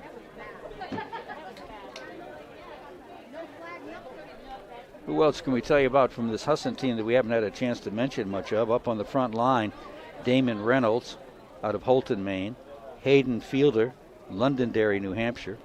Fans, pull out your 50, tackle 50 to tackle. I did this ticket earlier, here. but I'm going to do it again. It is a green Tackle to tackle, 275 pounds, 290, 270, 295, and 250. That's a lot of beef up there, and limping off the field is Zach Ludeman. Kind of favoring that right leg, like maybe an ankle or something. He seems okay, but I don't know if he'll be back depending on how that leg straightens out. It's they're at the 44-yard line as they're moving it right out of the gate here. 1st and 10 and a run off tackle, and it's Lober. Not Lober. Jed, it is Lober, sorry. Yeah. Jed Lober with a short gain. Yeah, picked up about a yard to the 45. It's going to be 2nd and 9. Salve needs to tighten up a little bit as Husson has come out very strong here. And they are kind of walking Zach on the sideline. He's not ready to come back in anytime soon, I don't think. 2nd and 9, right to left, into the wind. There's a quick throw out to the right, and that is read perfectly by the Salve defense. Getting in there right away to make the stop was C.J. Minchin. The pass went over to, I believe, Russ Walker. It was Russ Walker, but it lost yards. It lost 6 yards. Great job by C.J. Minchin, the senior out of Hohokus, New Jersey. Now it's going to be 3rd down and about 15. Trips set up wide left. Rolling left is Visser looking to run. He's caught and brought down. Oh, what a great tackle in the open that time by Salve. And I think that was Zach Letelier. It was Zach Letelier. Sacked by number 32, Zach Letelier. Held him for no gain. It's going to be 4th and 16, and we're going to see a punt. So a good job by the Salve defense on the opening possession of the second half. Ty O'Loughlin waits. There's a punt that gets away toward the near sideline. That's actually Max DeVito who's watching it go out of play. And again, that going into the wind is no fun. So it'll be Salve's first possession here in the second half, leading 17-7. That punt got to the 35 or so of Salve. So again, about a 26-yard punt. 1-9-8-6-5-0. Guys up on the front line for the Seahawks.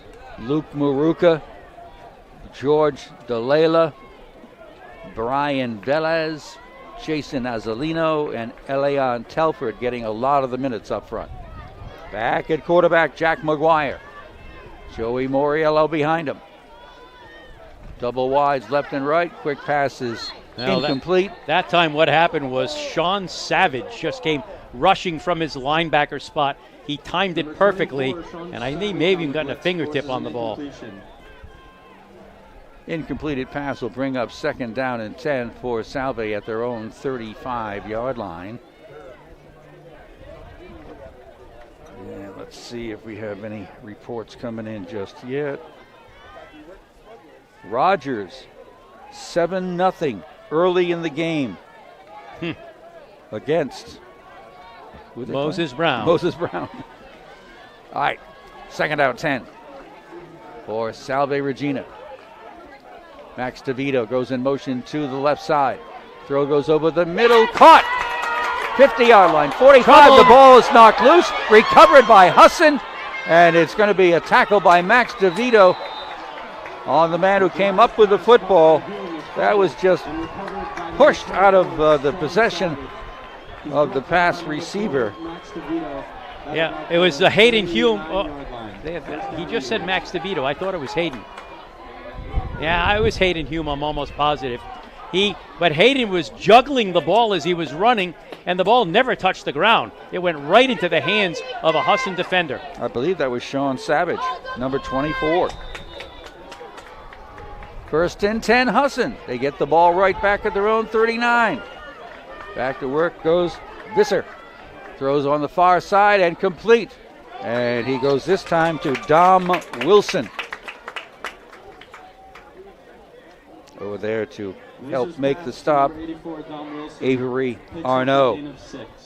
2nd down, Eagles. Ball now at the 45 of Husson, going into the wind, trailing 17-7, but they caught a break.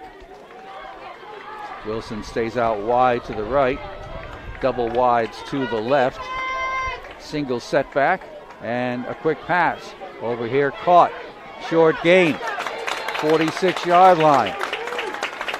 All over that was Zach Letellier again. And that's Jaquan Miles. I don't even have him as a receiver. What number is he? Number 13. He's going off the field right now. He was the one who made the catch. Also off the field goes Jed Lober. And one of the referee, Ron Patry, is down. Oh my goodness. Lying on his back. I don't think he was hit. He's sitting up now. He may have passed out. Trainers out there. Coaches out there. Ron Patry is the referee, and he's being helped up. I don't know if he was part of a collision. He seems okay. Yeah. Walking around, he's holding his arm, his left arm, and he's saying, let's go. Let's get this game back in action.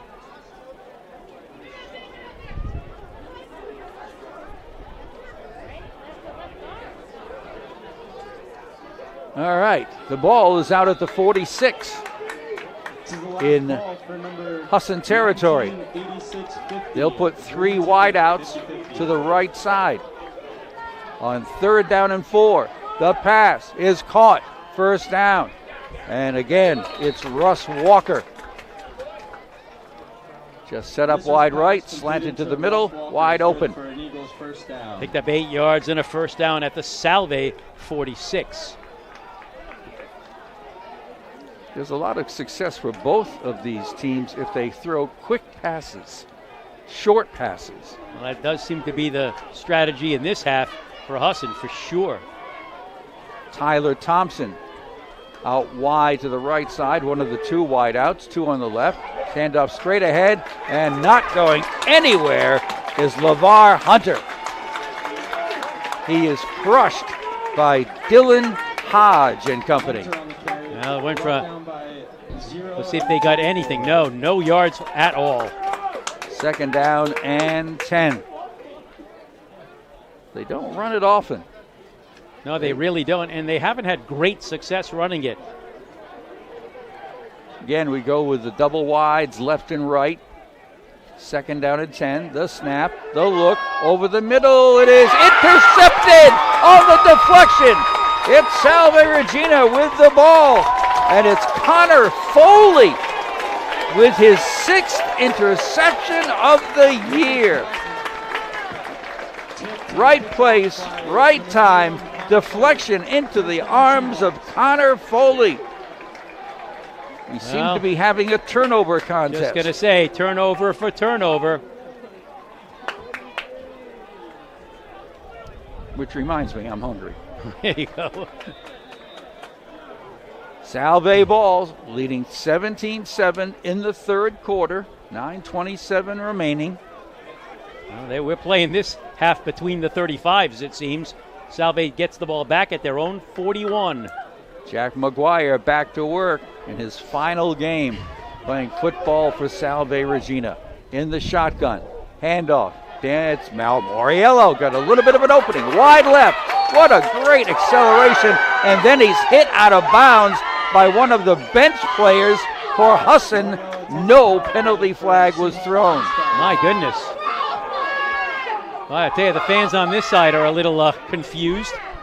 He needed the 49 of Husson. He gets the 48, picks up 11 and a first down. Danny has such great, Joey has such great acceleration. He really does. I've never seen anything quite like it. First and 10, Salve just over the midfield stripe. And the snap, and it's Danny again. It's actually Joey again. And This time he gets for nothing. Maybe a yard if he's lucky. Yeah, I don't even think he got that. That hole closed up right away. Moriello on the carry, brought down for no gain. 2nd and 10 Seahawks. Hello to Grandma. I know you're listening. I apologize, but I hope it's okay that every once in a while I sneak Danny's name in there. 2nd down and 10 indeed. Salve left to right, wind at their back. Jack McGuire in control, in the shotgun. Gets the snap, looking over the middle of the field and gets it to Max DeVito at the 30 and caught and brought down around the 28-yard line. Max finds a way to get open. That time he was brought down by Sean Savage. 19 yards on that pass play. Max, another senior. I wonder if he'd be back for a grad year. Or is this the grad year? No, he's a senior. Oh, okay. He and Hume are both senior. No, wait a minute. Hume might be a grad student. I think Max might be. Max as well. is too. You're right. Yes. All right. Snap. Throw. It is caught. This is Letelier. Letelier gets inside the 25-yard line. Short gain, but productive. Over there to make the stop, linebacker Adam Bertrand, sophomore out of Pittsfield, Maine. And down to about the 23 for a pickup of 6. 2nd down. Salve on the move, trying to add on to a 17-7 lead midway through the third quarter. DeVito wide to the right side. Handoff goes to Luzzy, and he's not going far on the left side. That's Justin Luzzy, a freshman out of Belleville, New Jersey, giving Moriello a brief breather. Again, no gain on the play. It's going to be 3rd down and 4. Joey returns to the offense for Salve. Again, Salve's done this a few times where they get down inside the 30-yard line and then kind of hit a little stall button. But then on a 4th and 21, they went for it and got it. So we'll see what they do this time. From the shotgun as usual, Moriello behind the shotgun quarterback. There's the snap, here's the throw, and it is bobbled and dropped. Oh, he was there for the first down. That was Hayden Hume. McGuire's pass intended for number 3 is incomplete. We have a timeout on the field. A helmet. Patry. I think it's an equipment thing. So on 4th down and 4, no sign of the field goal kicker. Or is there? Nope. Nope. There is not. Play is being signaled in from the sideline. Line of scrimmage inside the 25 on 4th and 4. Trips out to the right side. Single wide to the left. Moriello in the backfield. Snap. McGuire looking over the middle toward the end zone, and it's deflected away and nearly picked off by Parker LaFrance. Well, they'll turn it over on downs. And we're still scoreless here in the third quarter. 6:04 in this third period, still 17-7 as it was at halftime. Salve in front. And Husson takes over at their own 23-yard line. Husson in the white jerseys, the gold pants, dark helmets. Salve in their home gray uniforms with the blue trim and blue numerals and blue helmet. That is my final fashion report for the day. All right, Husson going back on the offense, led by their quarterback, Nick Visser. Very talented junior. Snap, pitch, coming out wide over here, and a nice pursuit by the Salve defense on Russ Walker. Number of Seahawks in on that tackle. They'll mark the forward progress to the 27-yard line. Pickup of about 4, second down and 6. Into the wind go the Eagles.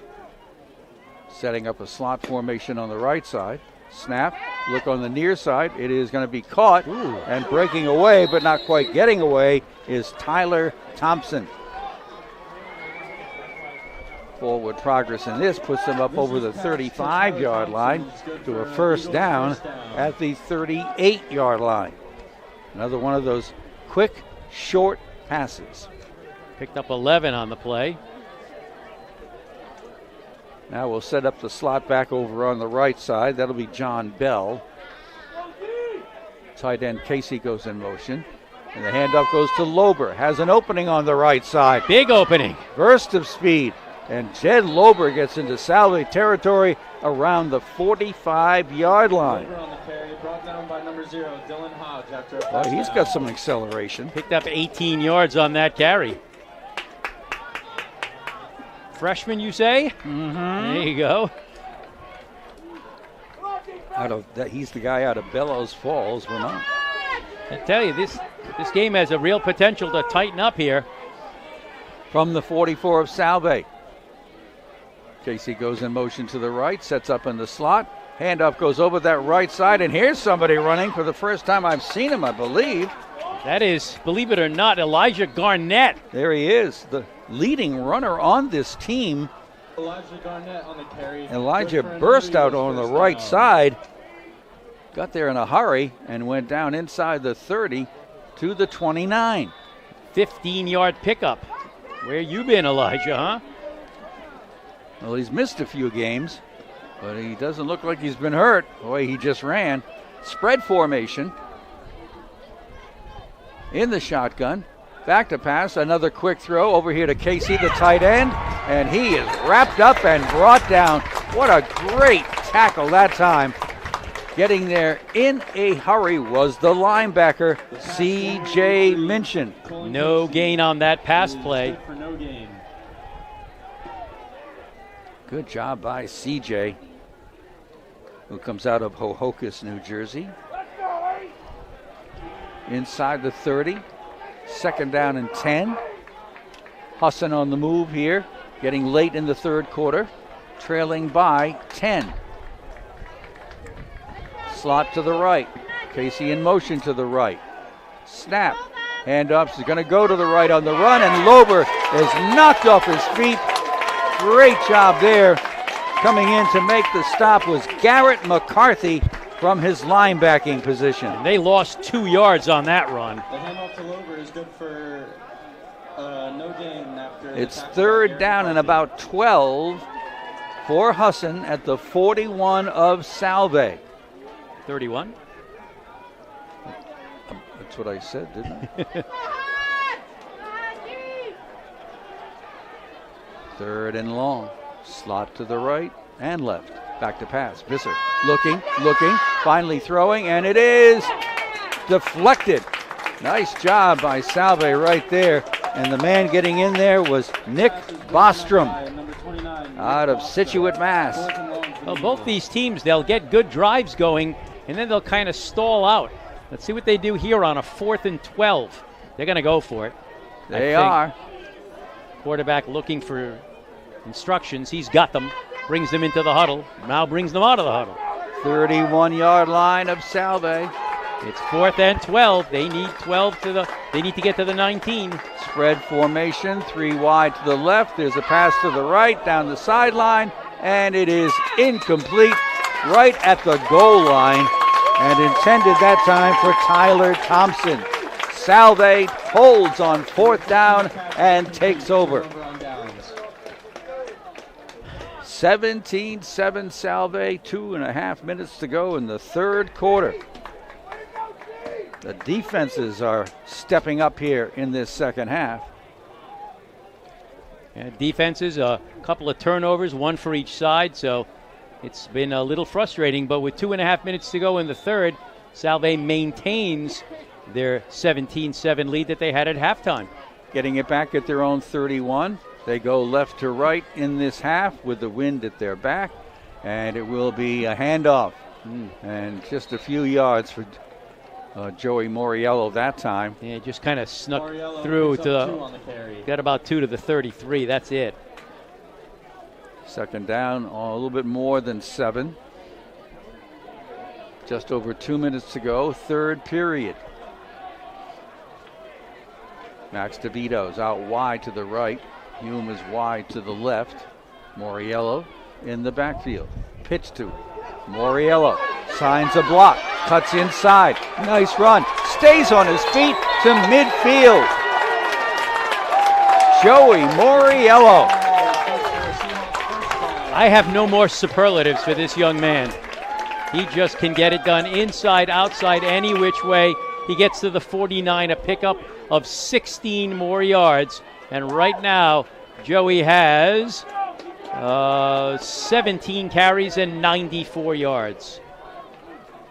1st and 10. Salve just shy of midfield.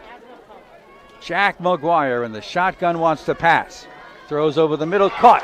And this will be a gain into Husson territory. Making the catch that time.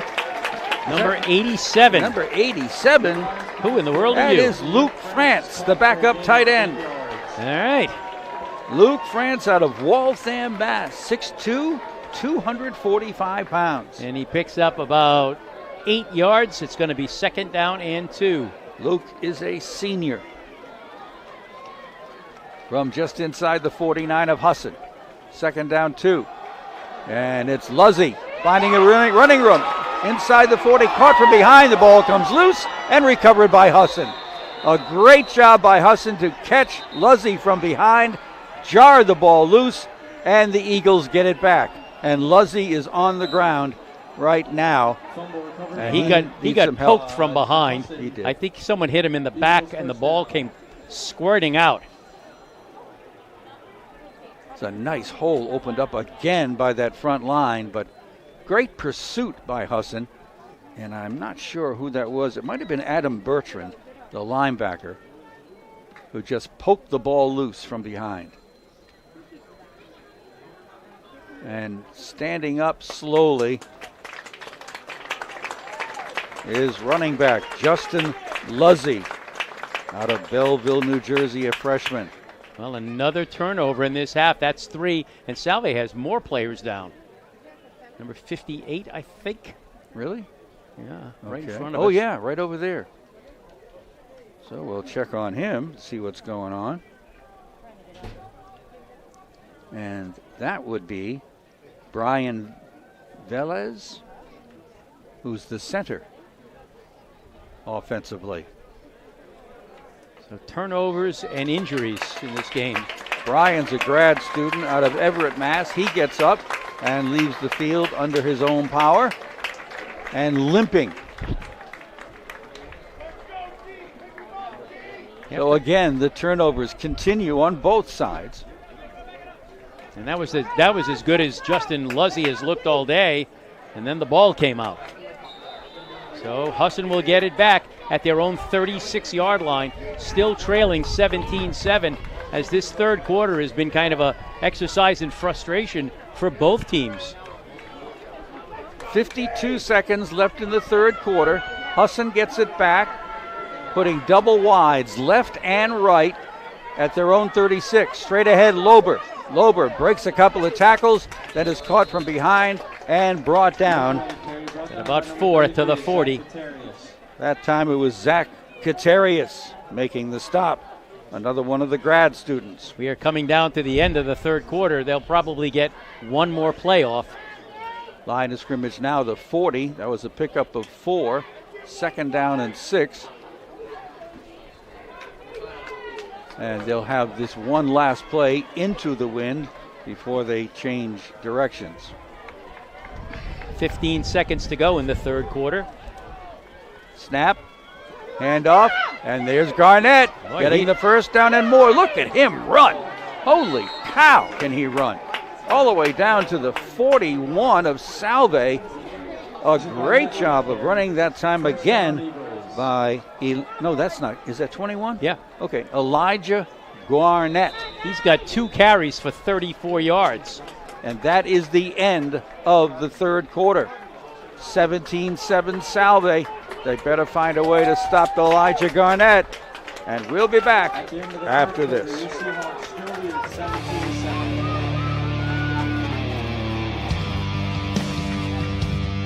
People remember that.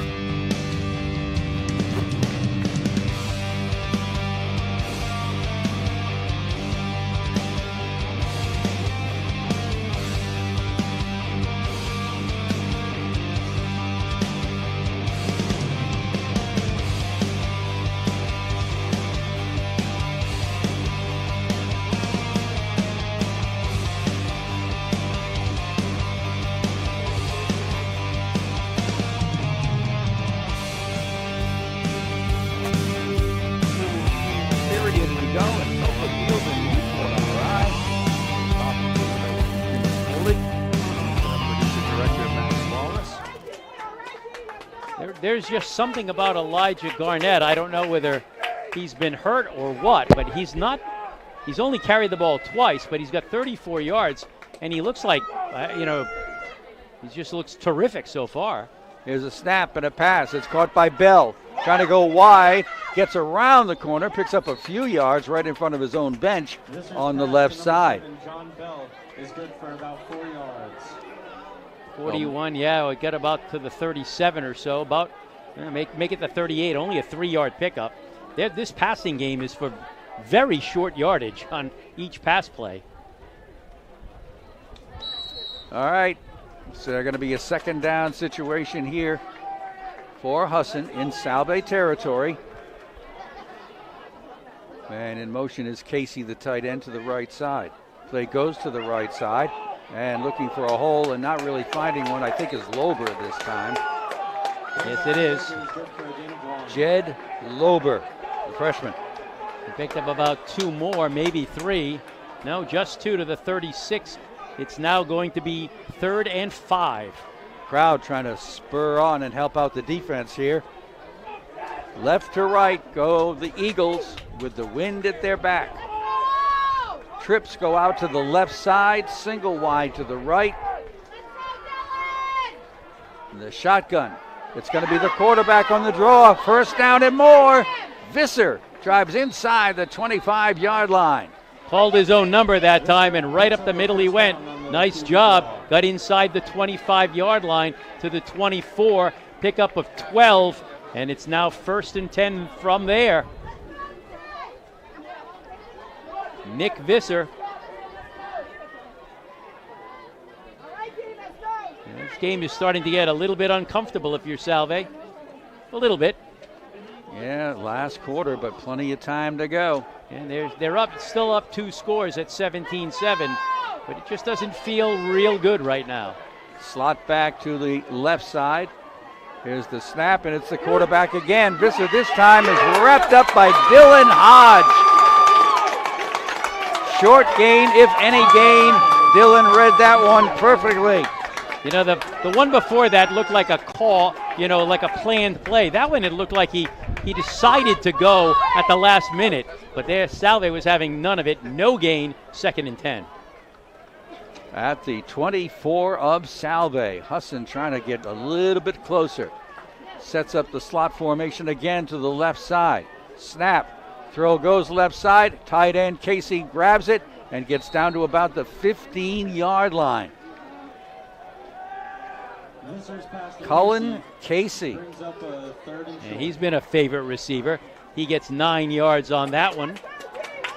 Forward progress to the 16-yard line, 3rd and 2. Cullen Casey right now with 7 catches for 64 yards.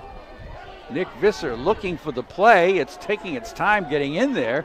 17 seconds on the play clock, so plenty of time. Double wides to the right.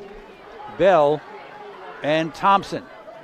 It's a handoff to Lober, wide to the left side, 1st down. Jed Lober stepped out of play around the 10-yard line. It's either 1st and 10 or 1st and goal, depending on the mark. It'll be a 1st and 10. No, 1st and goal. 1st and goal as the ball's just on the 10-yard line. The run that time by Lober went wide to the left side. Got some good blocking over there. This is a good-looking drive by Husson right now. Thompson goes wide left, double wides to the right, including John Bell in the slot. Snap, it's on the ground and knocked off his feet. What a great play by Salve. Charging in there was Nick Whitcomb.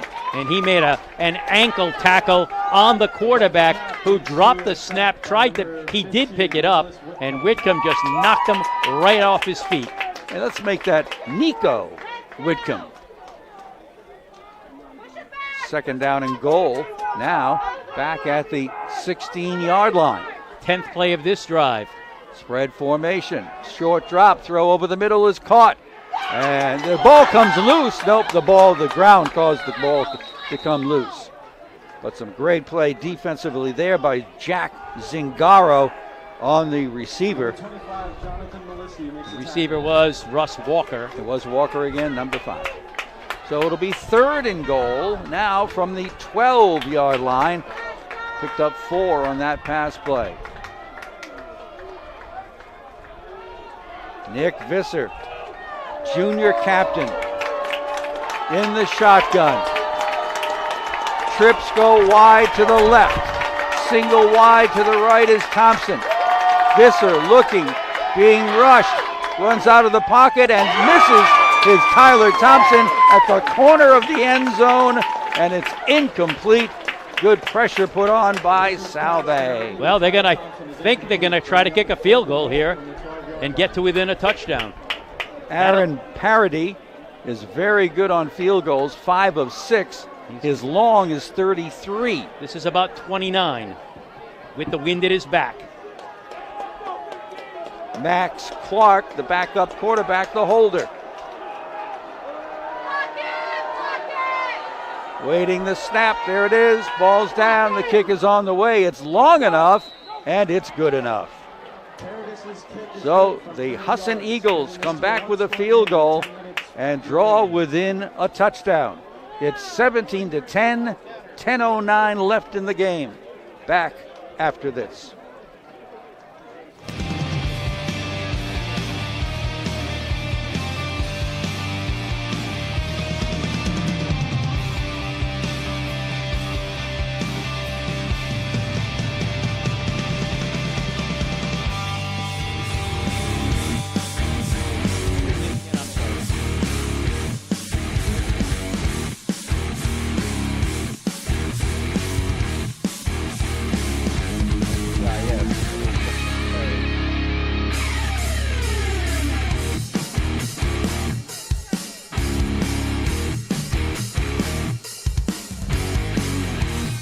All right, let's see if there's any kind of a return here with Husson kicking off with the wind at their back. Parody does the kicking off as well. He does punting. He does point afters. Pretty good kicker. This probably will go through the end zone with the wind at his back. We'll see. It's on the way. It's relatively short. It is, yeah. And it will be taken at the 3. 10, 15. It's Havanor, I believe, getting just over the 15-yard line. This is kicked, returned by number 4, James Havron. Havron, I'm sorry, I call him Havanor. First down, Seahawks. James Havron comes out of Verona, New Jersey, making a short return. Gets it to about the 16-yard line, which is where Salve will start. Salve needs a drive here, I think. Well, if they got a drive going that was a good one, it would take up a lot of time. Because Yeah. there's only 10 minutes to go. Yeah, right on the nose. 10 minutes. They're up 7 points. But again, turnovers have been an issue. And let's see what they can accomplish into the wind. Max DeVito spreads out wide to the right side, trips wide to the left side. Moriello behind the shotgun quarterback, Jack McGuire. Gets the snap, throws over here on the near side. Caught over there by Hayden Hume. Gets a block. 30, 35, 40. Stays on his feet. Helmet grab. Penalty flags. This is going to be tacked on. Antoine Turner grabbed Hayden Hume by the face mask after a great pass and run. About a 30-yard pickup to the 46 or so. But it was an absolute face mask grab. There's a lot of discussion here. I don't know what's going on. Conference among the officials. I don't know what's going on here. But I'll tell you, Kevin Gilmartin doesn't seem happy. A hold on Salve. Offsetting penalties. Oh my gosh. The whole play is gone. Nothing. Salve guilty of a hold. And Husson guilty of a face mask. They offset. They're not going backwards, though, yet. Where's this going to go back to? I guess back to the original at the 16. That's where it would have to go. Yeah, huh? I mean, No play. I would have thought so, too. But there it is. Back to the 16-yard line. That was a... There people are calling for a face mask. They got that face mask call. Yes, they did. Yeah, there was offsetting. Holding on Salve, face mask on Husson. First and 10, Salve right back at their 16-yard line. They've used that play a lot. Trips, they throw it to Hayden, and the two guys, the other two receivers, become blockers up front. I think we need a timeout here to settle this. Timeout Salve to avoid the fact that the play clock was down to 0. I'll tell you. All right, we got to take a 30-second timeout. I'll do it right here, Max. I'll do this one. We don't want you to miss any of the action for you Seahawk fans. Salve Athletics streams free on YouTube so that you can catch the Seahawks in action wherever you are. Miss the game? No worries. Follow at Salve Athletics on Facebook, Twitter, TikTok, and Instagram for recaps, highlights, and more. Okay. Little confusion by Salve on that play and the setup for it, so they had to call the timeout to avoid a 5-yard penalty. The ball is at the 16. The wind is in the face of the Seahawks, who lead 17-10 with 9:21 to go in the game. Trips to the left, single wide to the right. And it will be a pitch to Moriello. Trying to go wide on the right side, cuts inside a block. 25, dives to the 30-yard line. Good enough for a first down by Joey Moriello. Yeah, not to worry. Get the ball to number 23. He'll get it done. That time he picked up 13 yards to the 29. First down, Salve. That's some great blocking over here on the left side. Yeah, he really did. And he now is over 100 yards at 107 on 18 carries. Hume wide to the left. DeVito wide to the right. In the shotgun, Jack McGuire. Backs up short for the drop. Throws on the near sideline and overthrows Hayden Hume. He had him. Coverage on the play by Antoine Turner. Antoine's out of Lauderhill, Florida. Tell me, they get people from all over, don't they? Well, one guy in here, I think he's one of the backups. California, right? He's from Jamaica. Oh, wow. Second out and 10 for Salve at their own 29-yard line. And every time I get an incomplete pass, there's a clock stoppage. So Salve would like to keep this clock moving if they can. Trips to the right. And it's a draw play. Moriello right up the middle to about the 33-yard line, where he is brought down solidly there by Tyrek Mann. Picked up about 4. It's going to be 3rd down and 6. Boy, they don't want to give it up right now, I don't think. Of course they don't. Got to get out to the 39-yard line. They're right inside their own 33. Moriello comes back into the offensive set. Trips go to the right side. Hume split to the left. The wideout on the right is DeVito. From the shotgun, Jack McGuire gets the snap. Some movement up on the front line, but it looks like this is going to be a false start. Yeah, it does. That's going to make it 3rd down and 11. And it is a false start against Salve. That'll push him back 5 more yards. 7:52 left to go in the game. Salve clinging to a 17-10 lead. Ball now resting on the 28 of the Seahawks. Working into the wind, which has been solid and strong all game long. 6'5" Jack McGuire at the quarterback slot. And in motion is Hume to the right side. McGuire looking, throws it to Hume, gets it there, 30-yard line, breaks the tackle, 35-yard line, and steps out of bounds right near the first down marker. I think I thought the official went to the 39, but no, it's going to be short by about 2 yards at the 37 almost. That would pretty much force Salve to punt, risking giving up the possession if they don't convert 4th down. Well, on the one hand, they might want to punt. On the other hand, into the wind, you wonder how much you gain by punting. We'll see what they do here. This is interesting. They're going to go for it, or at least try to draw Husson offside. My goodness, this is trips to the right, and a timeout called on just as the ball is snapped. Oh, they did it. They got it. Was that a fake? Yes, timeout it was. Call? It was a fake. Jack McGuire walked away from his spot, and the ball was snapped directly to Joey Moriello. He went up the middle. He got the first down. Little trickery from the coach. Mr. Gil Martin at his best. 1st and 10 Salve at their own 39. That faked out everybody, including me. My goodness. And he just barely got it too, by the way. All right, we go back to a slot formation on the left side. That's huge with 6:15 to go. More downs coming up. Snap, handoff, Moriello up the middle, and still on his feet. 40, 35, 30, Moriello 25, pushed out a play here on the 20-yard line.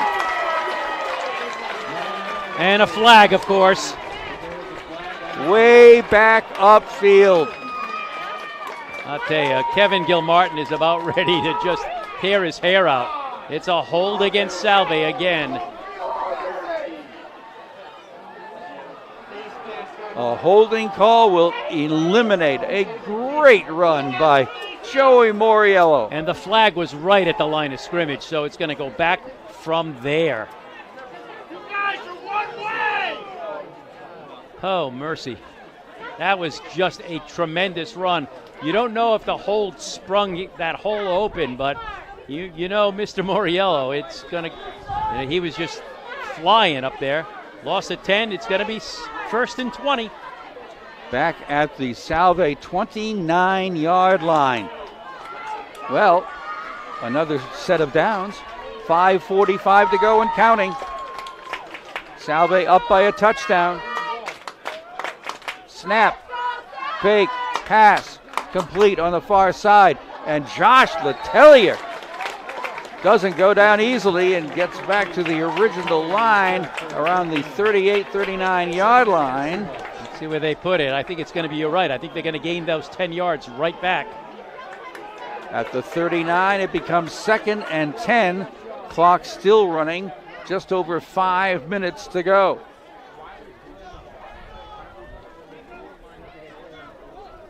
Nick Lane comes back on the field. The tight end will be part of a trips formation to the left side. And the clock keeps running. We're under 5 minutes to play. In his shotgun, McGuire gets the snap. Play fake. Comes down the field. Caught. Nice catch over there by Nick Lane, I think. Now that's What's Hayden, that, I Hume? think. Yep. Number 3, Hayden Hume. And he got out very close to a first down. Very close. See what they give him. It looks like he might come up a little bit short. Yep, that's a 9-yard pickup. He needed 10. It's 3rd and 1. What a game Hayden is playing. Salve at their own 48-yard line, 3rd and 2. Max DeVito comes off the field for this play. A tighter formation, only one wideout. That's Hume on the left side. Moriello in the backfield. Blocker in front of him. From the shotgun, it's Moriello right side, driving forward to a first down over midfield. And he's still not down. He pushes his way to about the 45-yard line. He needed a yard. He picked up 7 or so, depending on where they put this ball down. He just took it off tackle right side and then slanted a little wider. I think they're just going to give him 5 on the play, but again, a terrific play by Joey. And with 3:56 left to go in this game, it's starting to feel a lot more comfortable for Salve. And Joey looks like he is absolutely fatigued. I'm tired watching him. 1st and 10, Salve. Under 4 minutes to go. From the 47 of Husson.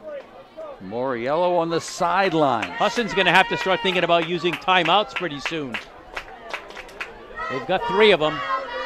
At the 47 of Husson, 1st and 10. They're letting the play clock run down. It's down at 8. McGuire in the shotgun. At 5. And some movement. Oh, my goodness. The offensive back moved too soon. False start. Back 5 yards for Salve. Back they go into their own territory at about the 48. And the guy out there trying to help out is Ryan Jans, the junior from Fairfield, Connecticut, who moved too soon. Right now, it doesn't matter. They need to keep the clock moving. I'm not sure I'd even put the ball in the air that much, unless it was something very safe. Make them use their timeouts. Jans stays in the ball game as the back. And he'll get the handoff, try to cut right. He does. Picks up a nice gain. Ryan Chance on the run, 30-yard line. First down, Salve Regina. Here, I'm sorry I moved. Let me get a big gain for you. Another flag, though, Bob. Oh, no, you got to be kidding me.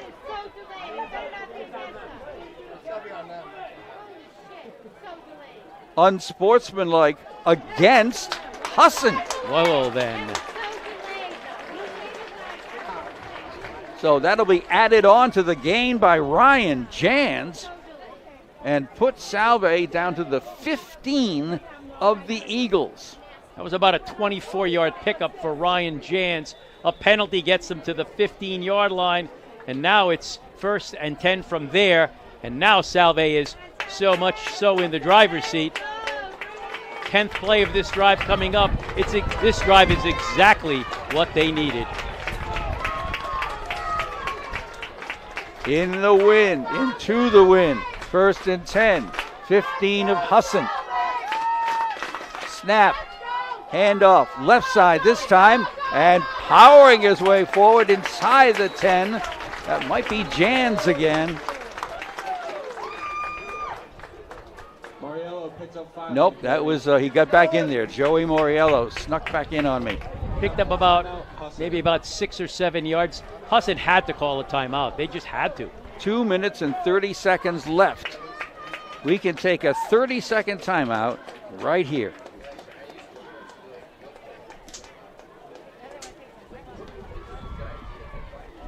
roofing? Did we do gust of... Okay, I just want no problem.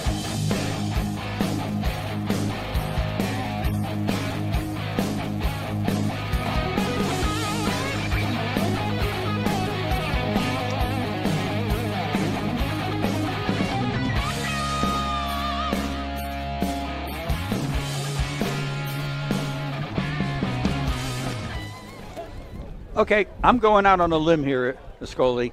Go. I'm going to predict no more passes. Yeah, there's no reason to at this point. Obviously, with 2.5 minutes left to go, Husson has 2 timeouts remaining, and Salve's running the ball pretty darn well anyway. Joey Moriello, 22 carries, 124 yards. Ryan Jans has a carry for 24, so not too bad either. At the 8-yard line, 2nd down, 3. Snap. Moriello cuts inside a block, spins, turns, drives, and comes up just shy of the goal line. Wow. I thought sure he was in. It'll be 1st and goal for Salve, and they'll put it at the 1. 2:14 to go. Husson does not call a timeout right here. Nah, it's over. Got to hang on to the football. That's a little important. Joey Moriello stays in the backfield. They're going to watch that play clock run down to 5 before they think about snapping it. It is 5-4. There it goes. There's the snap. There's Moriello. Puts his head down, dives, but he does not get across the goal line. You know, every time he does that and doesn't get across the goal line, again, it's another play where Husson doesn't get the ball. But they do call a timeout. They do, which will leave them 1. Trailing 17-10, the Husson Eagles with 1:42 to go. If they use their final timeout after this next play, assuming Salve does not score, Salve can really milk it after that. And you would expect, if they can't get across that goal line, well, would they go for that field goal so close? It's like a no-brainer. It's like an extra point, but yeah. You know what? I'm going to go out on a limb here and say they're going to get across the goal line. Okay. There we go. It's only 2nd down, so well, they get 2 more shots at it. Joey's had a lot of success going to the right, whether it's off tackle or wider, and he's only got to get 1 yard out of the play. Yeah. Joey has a lot of success no matter what. Joey has success while he's awake. All right. Here come the Seahawks. Right up to the line of scrimmage. About ready to put this one in the W column if they can get 1 more yard here. 2nd and goal. Moriello is the single setback behind the shotgun quarterback. They set up look like a blocking back on the right side from the 1. Moriello sees a hole, puts his head down, dives, and no. But another timeout. A final timeout by Husson. Phew. I thought I saw a huge hole to the right, but I guess Joey didn't see that. So there's the final timeout for Husson with 1:34 to go. Well, what you do is if you don't score here, you let the clock run all the way down, as far as you possibly can. That'll take it under a minute. And I think I'm with you. If they don't score here, they may just kick that field goal. That would extend the lead to 10. That'll be a 2-score lead with under a minute. So you're right. No-brainer in a way. Let's see how the Seahawks do, trying to punch this one in from still 1 yard out. They may be trying something different here, too. They've tried Joey up the middle a couple of times. Maybe they pitch it wide. Maybe they throw.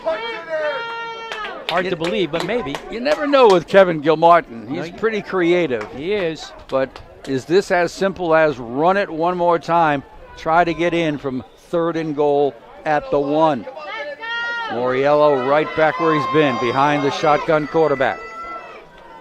There's the snap. Pitch wide to Moriello, sees an opening, dives across the end zone against the goal line, and scores the touchdown. A pitch to the left. Moriello saw daylight and headed for it and dives across the goal line. On his final collegiate career carry, he scores a touchdown.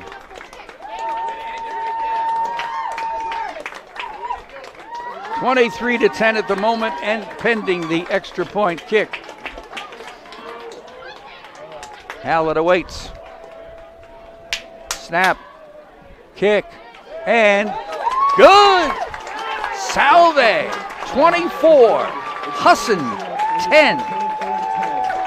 We'll take another 30-second timeout. Actually, we won't. We'll just keep it here. Because we're having so much fun. Yes, we are. But Salve got it done. They did what they had to do, despite some penalties. Nice job here by the Seahawks in their final game of the season, the final game for a number of seniors and grad students. Well, that drive was a thing of beauty. 14 carries, 14 plays, 84 yards. Joey Moriello finishes it along with his collegiate career with a 1-yard touchdown run.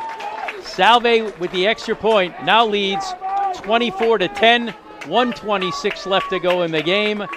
A very satisfying finish here at Toppa Field. A feel-good moment for sure. Out to make the kickoff into the wind is Max Ward. And if I'm Max, I'm going to hit a low line drive somewhere. Sure, bounce it down the field. Putting it in the air is not a good idea, this wind. It's been pretty strong all day long. A minute 26 remaining.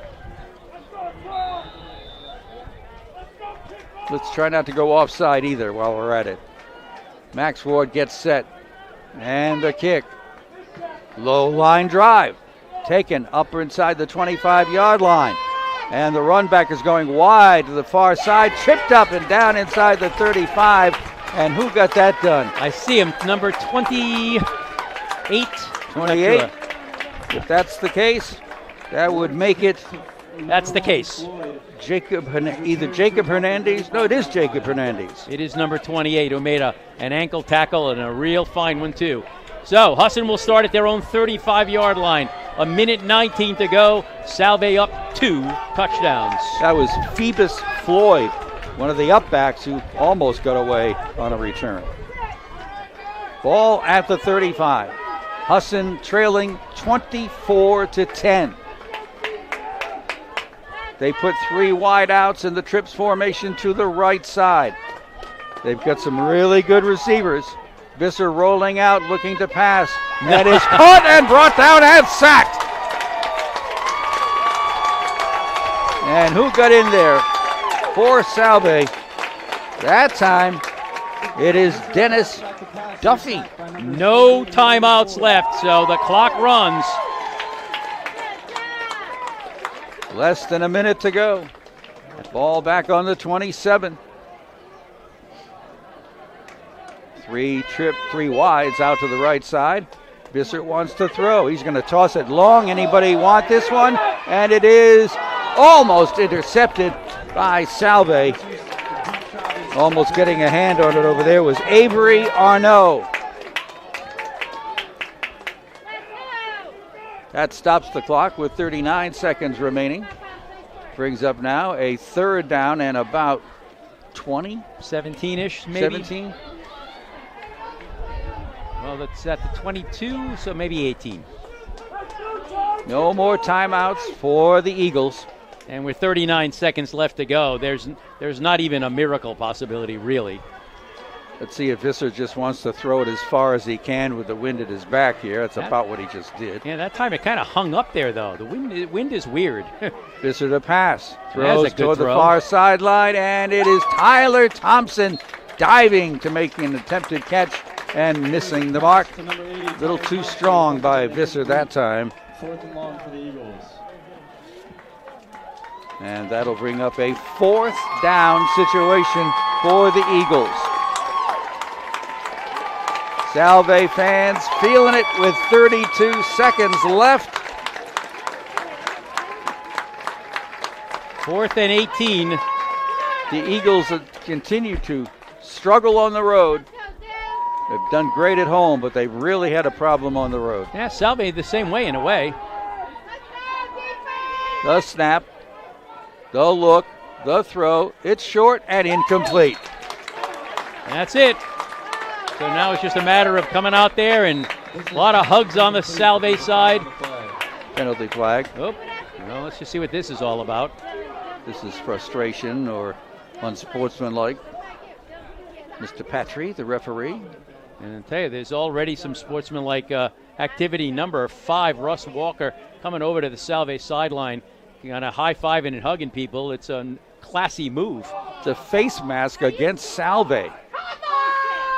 Really? Well, then this game is not. But apparently it was after the play in some way because they pointed to Salve's direction for the ball. Huh. Let's see where that play started at the 27. No, it's got to be against Husson. Because they're moving it down. Oh, wait a minute. The referee was walking the wrong way. So he's going to mark it backwards. Well, you know what? He's taking a long walk. He sure is. There it is right there. You know what it might be? It might be a face mask, but it wasn't enough for a first down. A dead ball foul. Yeah, and it did not. Yep. All it means is one snap, and this is over. And it'll be all over. Yep. Although Jack's going to stay in shotgun. He takes the shotgun, but he puts a knee down right away. The clock continues to run. No more timeouts. Husson, the Salve Regina Seahawks are ending their season on a winning note. A hard-earned victory, 24-10 over Husson. Out of the state of Maine, Nat Clark, the head coach, trying to find Kevin Gilmartin, and he does. And a handshake right there in the middle of the field. What a battle, but Salve prevails, making key plays at key times. Everybody involved in this one, offense and defense. And quite a battle here at Toppa Field on this Saturday afternoon. Let's see if I have any other information before I take a break here. Let's see. Stay with me. All right. Rogers up 7-6 right before halftime. So Rogers in their semifinal playoff game in Division III against Moses Brown has a 7-6 advantage as they head to halftime in that one. All right, we'll be back for an update on this one. Recap the scoring, recap the numbers, talk to Kevin Gilmartin, the head coach. It's all on the post game that's next. Stay with us.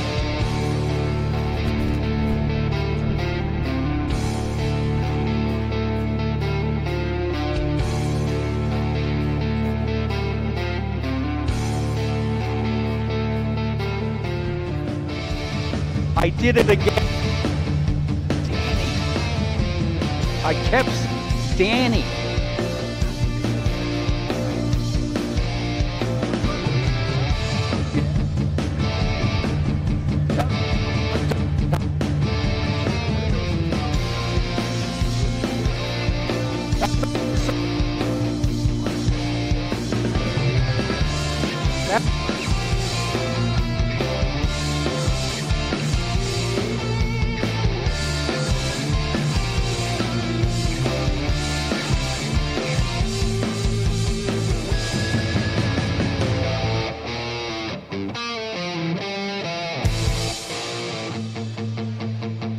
Can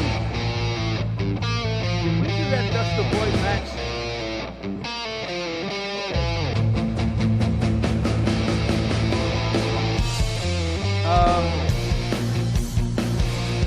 Go ahead and play Brick Alley. Go ahead and play it. If I needed extra spot, it'll be Reggie O'Brien. If.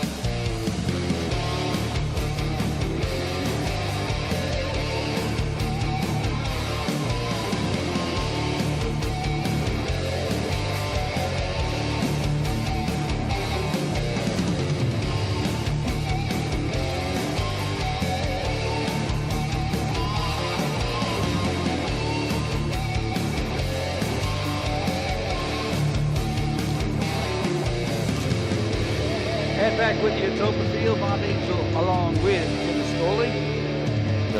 All of our helpers, including Mora over here. Great job, Mora. All right, Ascoli, 24 to 10. Explain to me, how did we get there? Well, for Salve, it was started early. In the first quarter, 1:28 left to go in that quarter. They put together a long drive, 10 plays, 64 yards. Hayden Hume with a 5-yard touchdown pass from Jack McGuire. They got down to the 6-yard line by a 4th and 21 conversion as they went for it then and got it.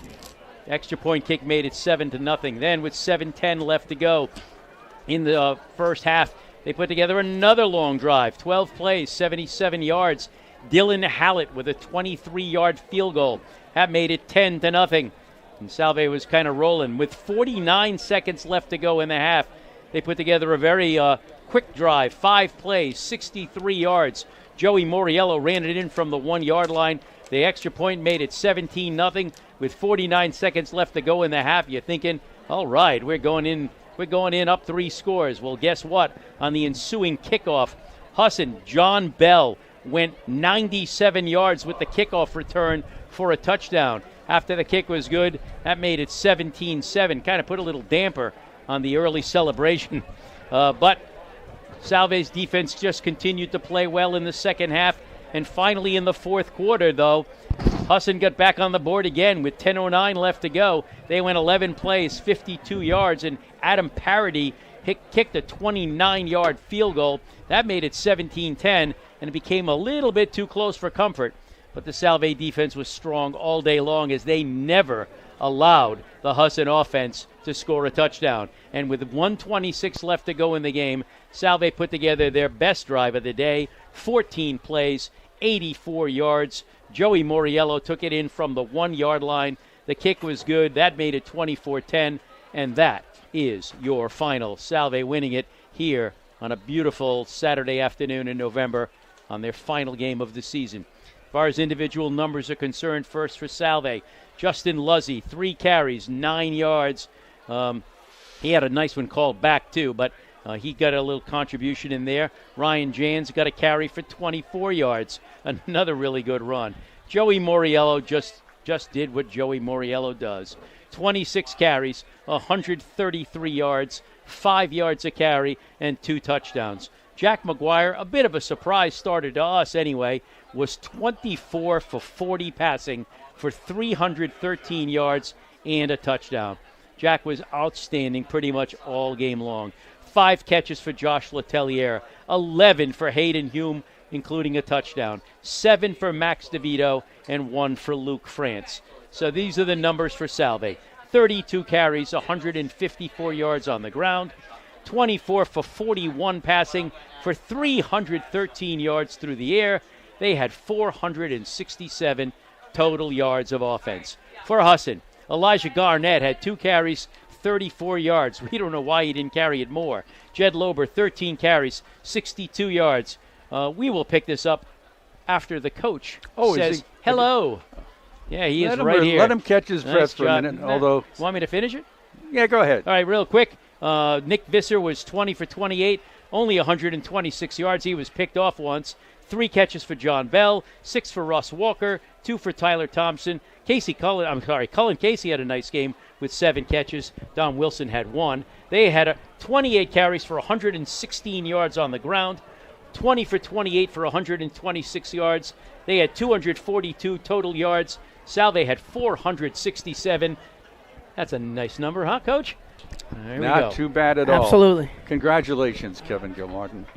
That was impressive. Fun game. Yeah, I mean, they started off with a lot of rain and a lot of worry about the rain, you know? Mm-hmm. And, big fella said, we're going to open it up and we're going to make it a beautiful sunny day for us. There we go.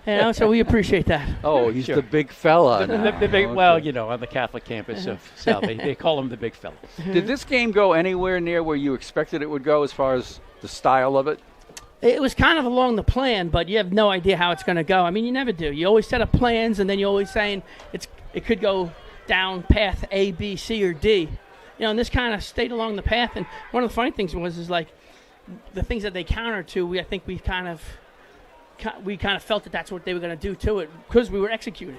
Both offensively and defensively. I think the defense was only on the field for 24 plays in the first half. Yeah, that's right. I mean, that's huge, Yeah. and the fact that, and so that's why in the fourth quarter you get I don't know how long that last drive was because their defense have was it. tired. It was like an 8-9 minute drive. Yes. I don't have it for time, but it was 14 plays and Yeah. 84 yards. So, Right.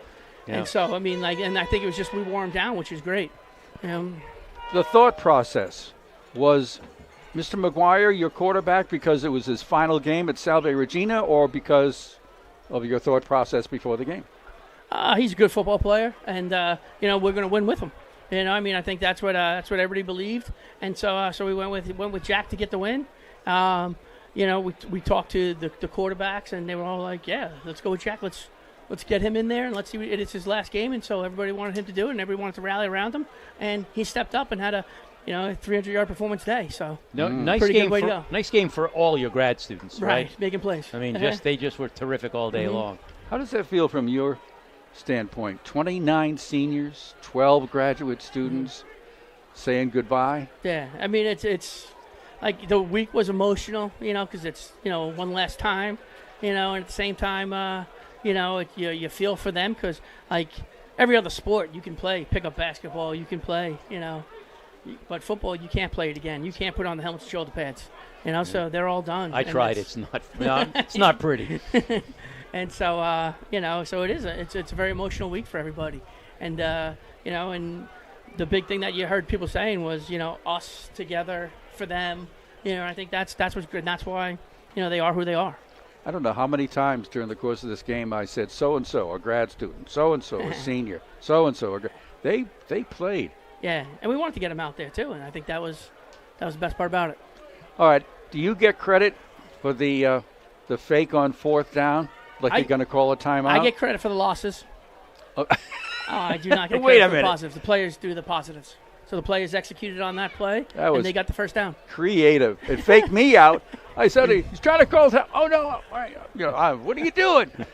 But that was beautifully executed and timely, to say the least. I mean, my guess is we were going to do it on a short yards and a crucial short yard situation, but on our own, whatever 35-yard line. That was a little bit more, but that's why you think you're going to execute it. So the percentages were there, so let's do it.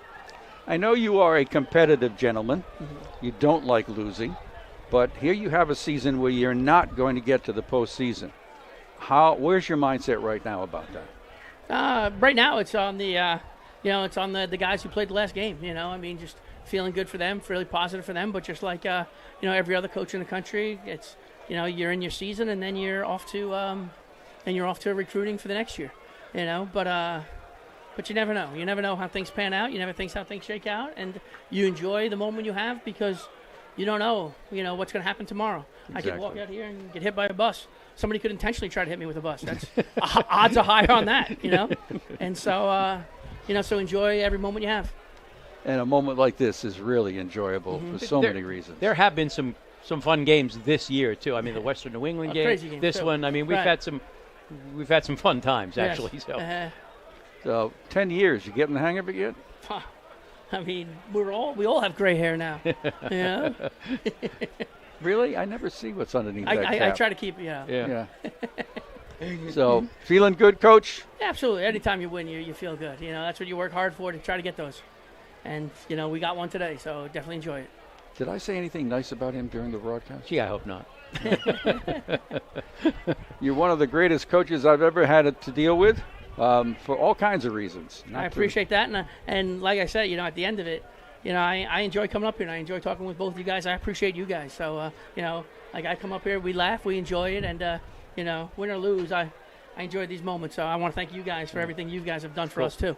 And hopefully we'll see you back next year. Yeah, it'd be nice. Well, hopefully, you know, and, you know, even what gets me, the ceremony at halftime when your player, Garrett DeForest, gets recruited by a former Salve Regina Cortez. player. Yeah. That was pretty cool. Awesome. you Right, know? so cool. Like, Ben flew up for it. You know, I mean, Nice. that's pretty awesome because Ben wanted to do it. He wanted to swear in, you know, Very Garrett. nice, I mean, very how nice. awesome is that? Another feel-good Right, moment. and that's, you know, these guys are going to be friends for 30 years. They're going to be, you know, godfathers of their kids because they care about each other, and that's the best part about this. Well, soak this in, enjoy it to the fullest, and hopefully we'll go at it again in another year. or Sounds so. good to me. And thank the big guy for the weather. Thank you. Yes, Or wherever. always do. Thanks, Kevin. Appreciate it. Take care. Kevin Gilmartin, the head coach of these Salve Seahawks. All right. I wanted to say something about Andrew Pizzelli, who has assumed the direction of the Sports Information Department. And as soon as I think of something nice, I'll let you know. Okay, yeah. But basically, you know, Andrew Pizzelli, a few people who don't understand how it works here at Salve, he's sports information. He took over for Ed Habershaw, who did it for how long? 30 years.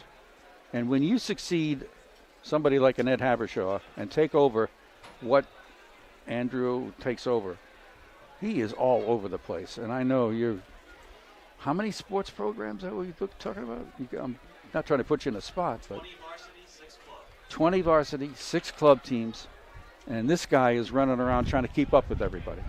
So, good luck, and I think you're doing great so far. 29 more years. Wouldn't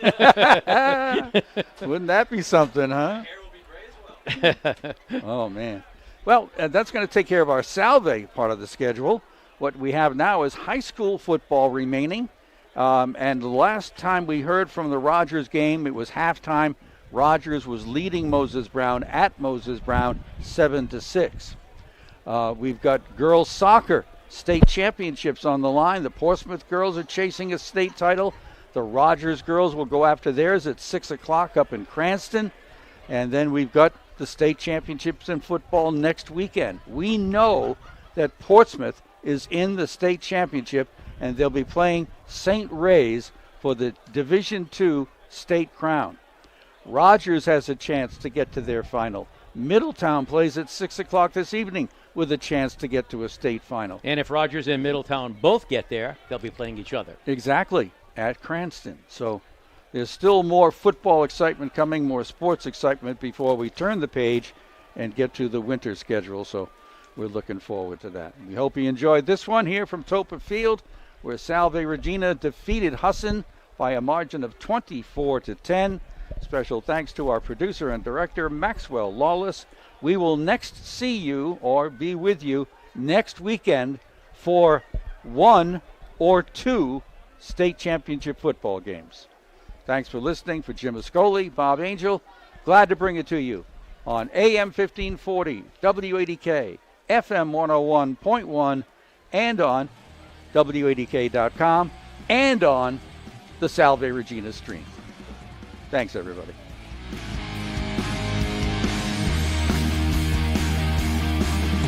Max.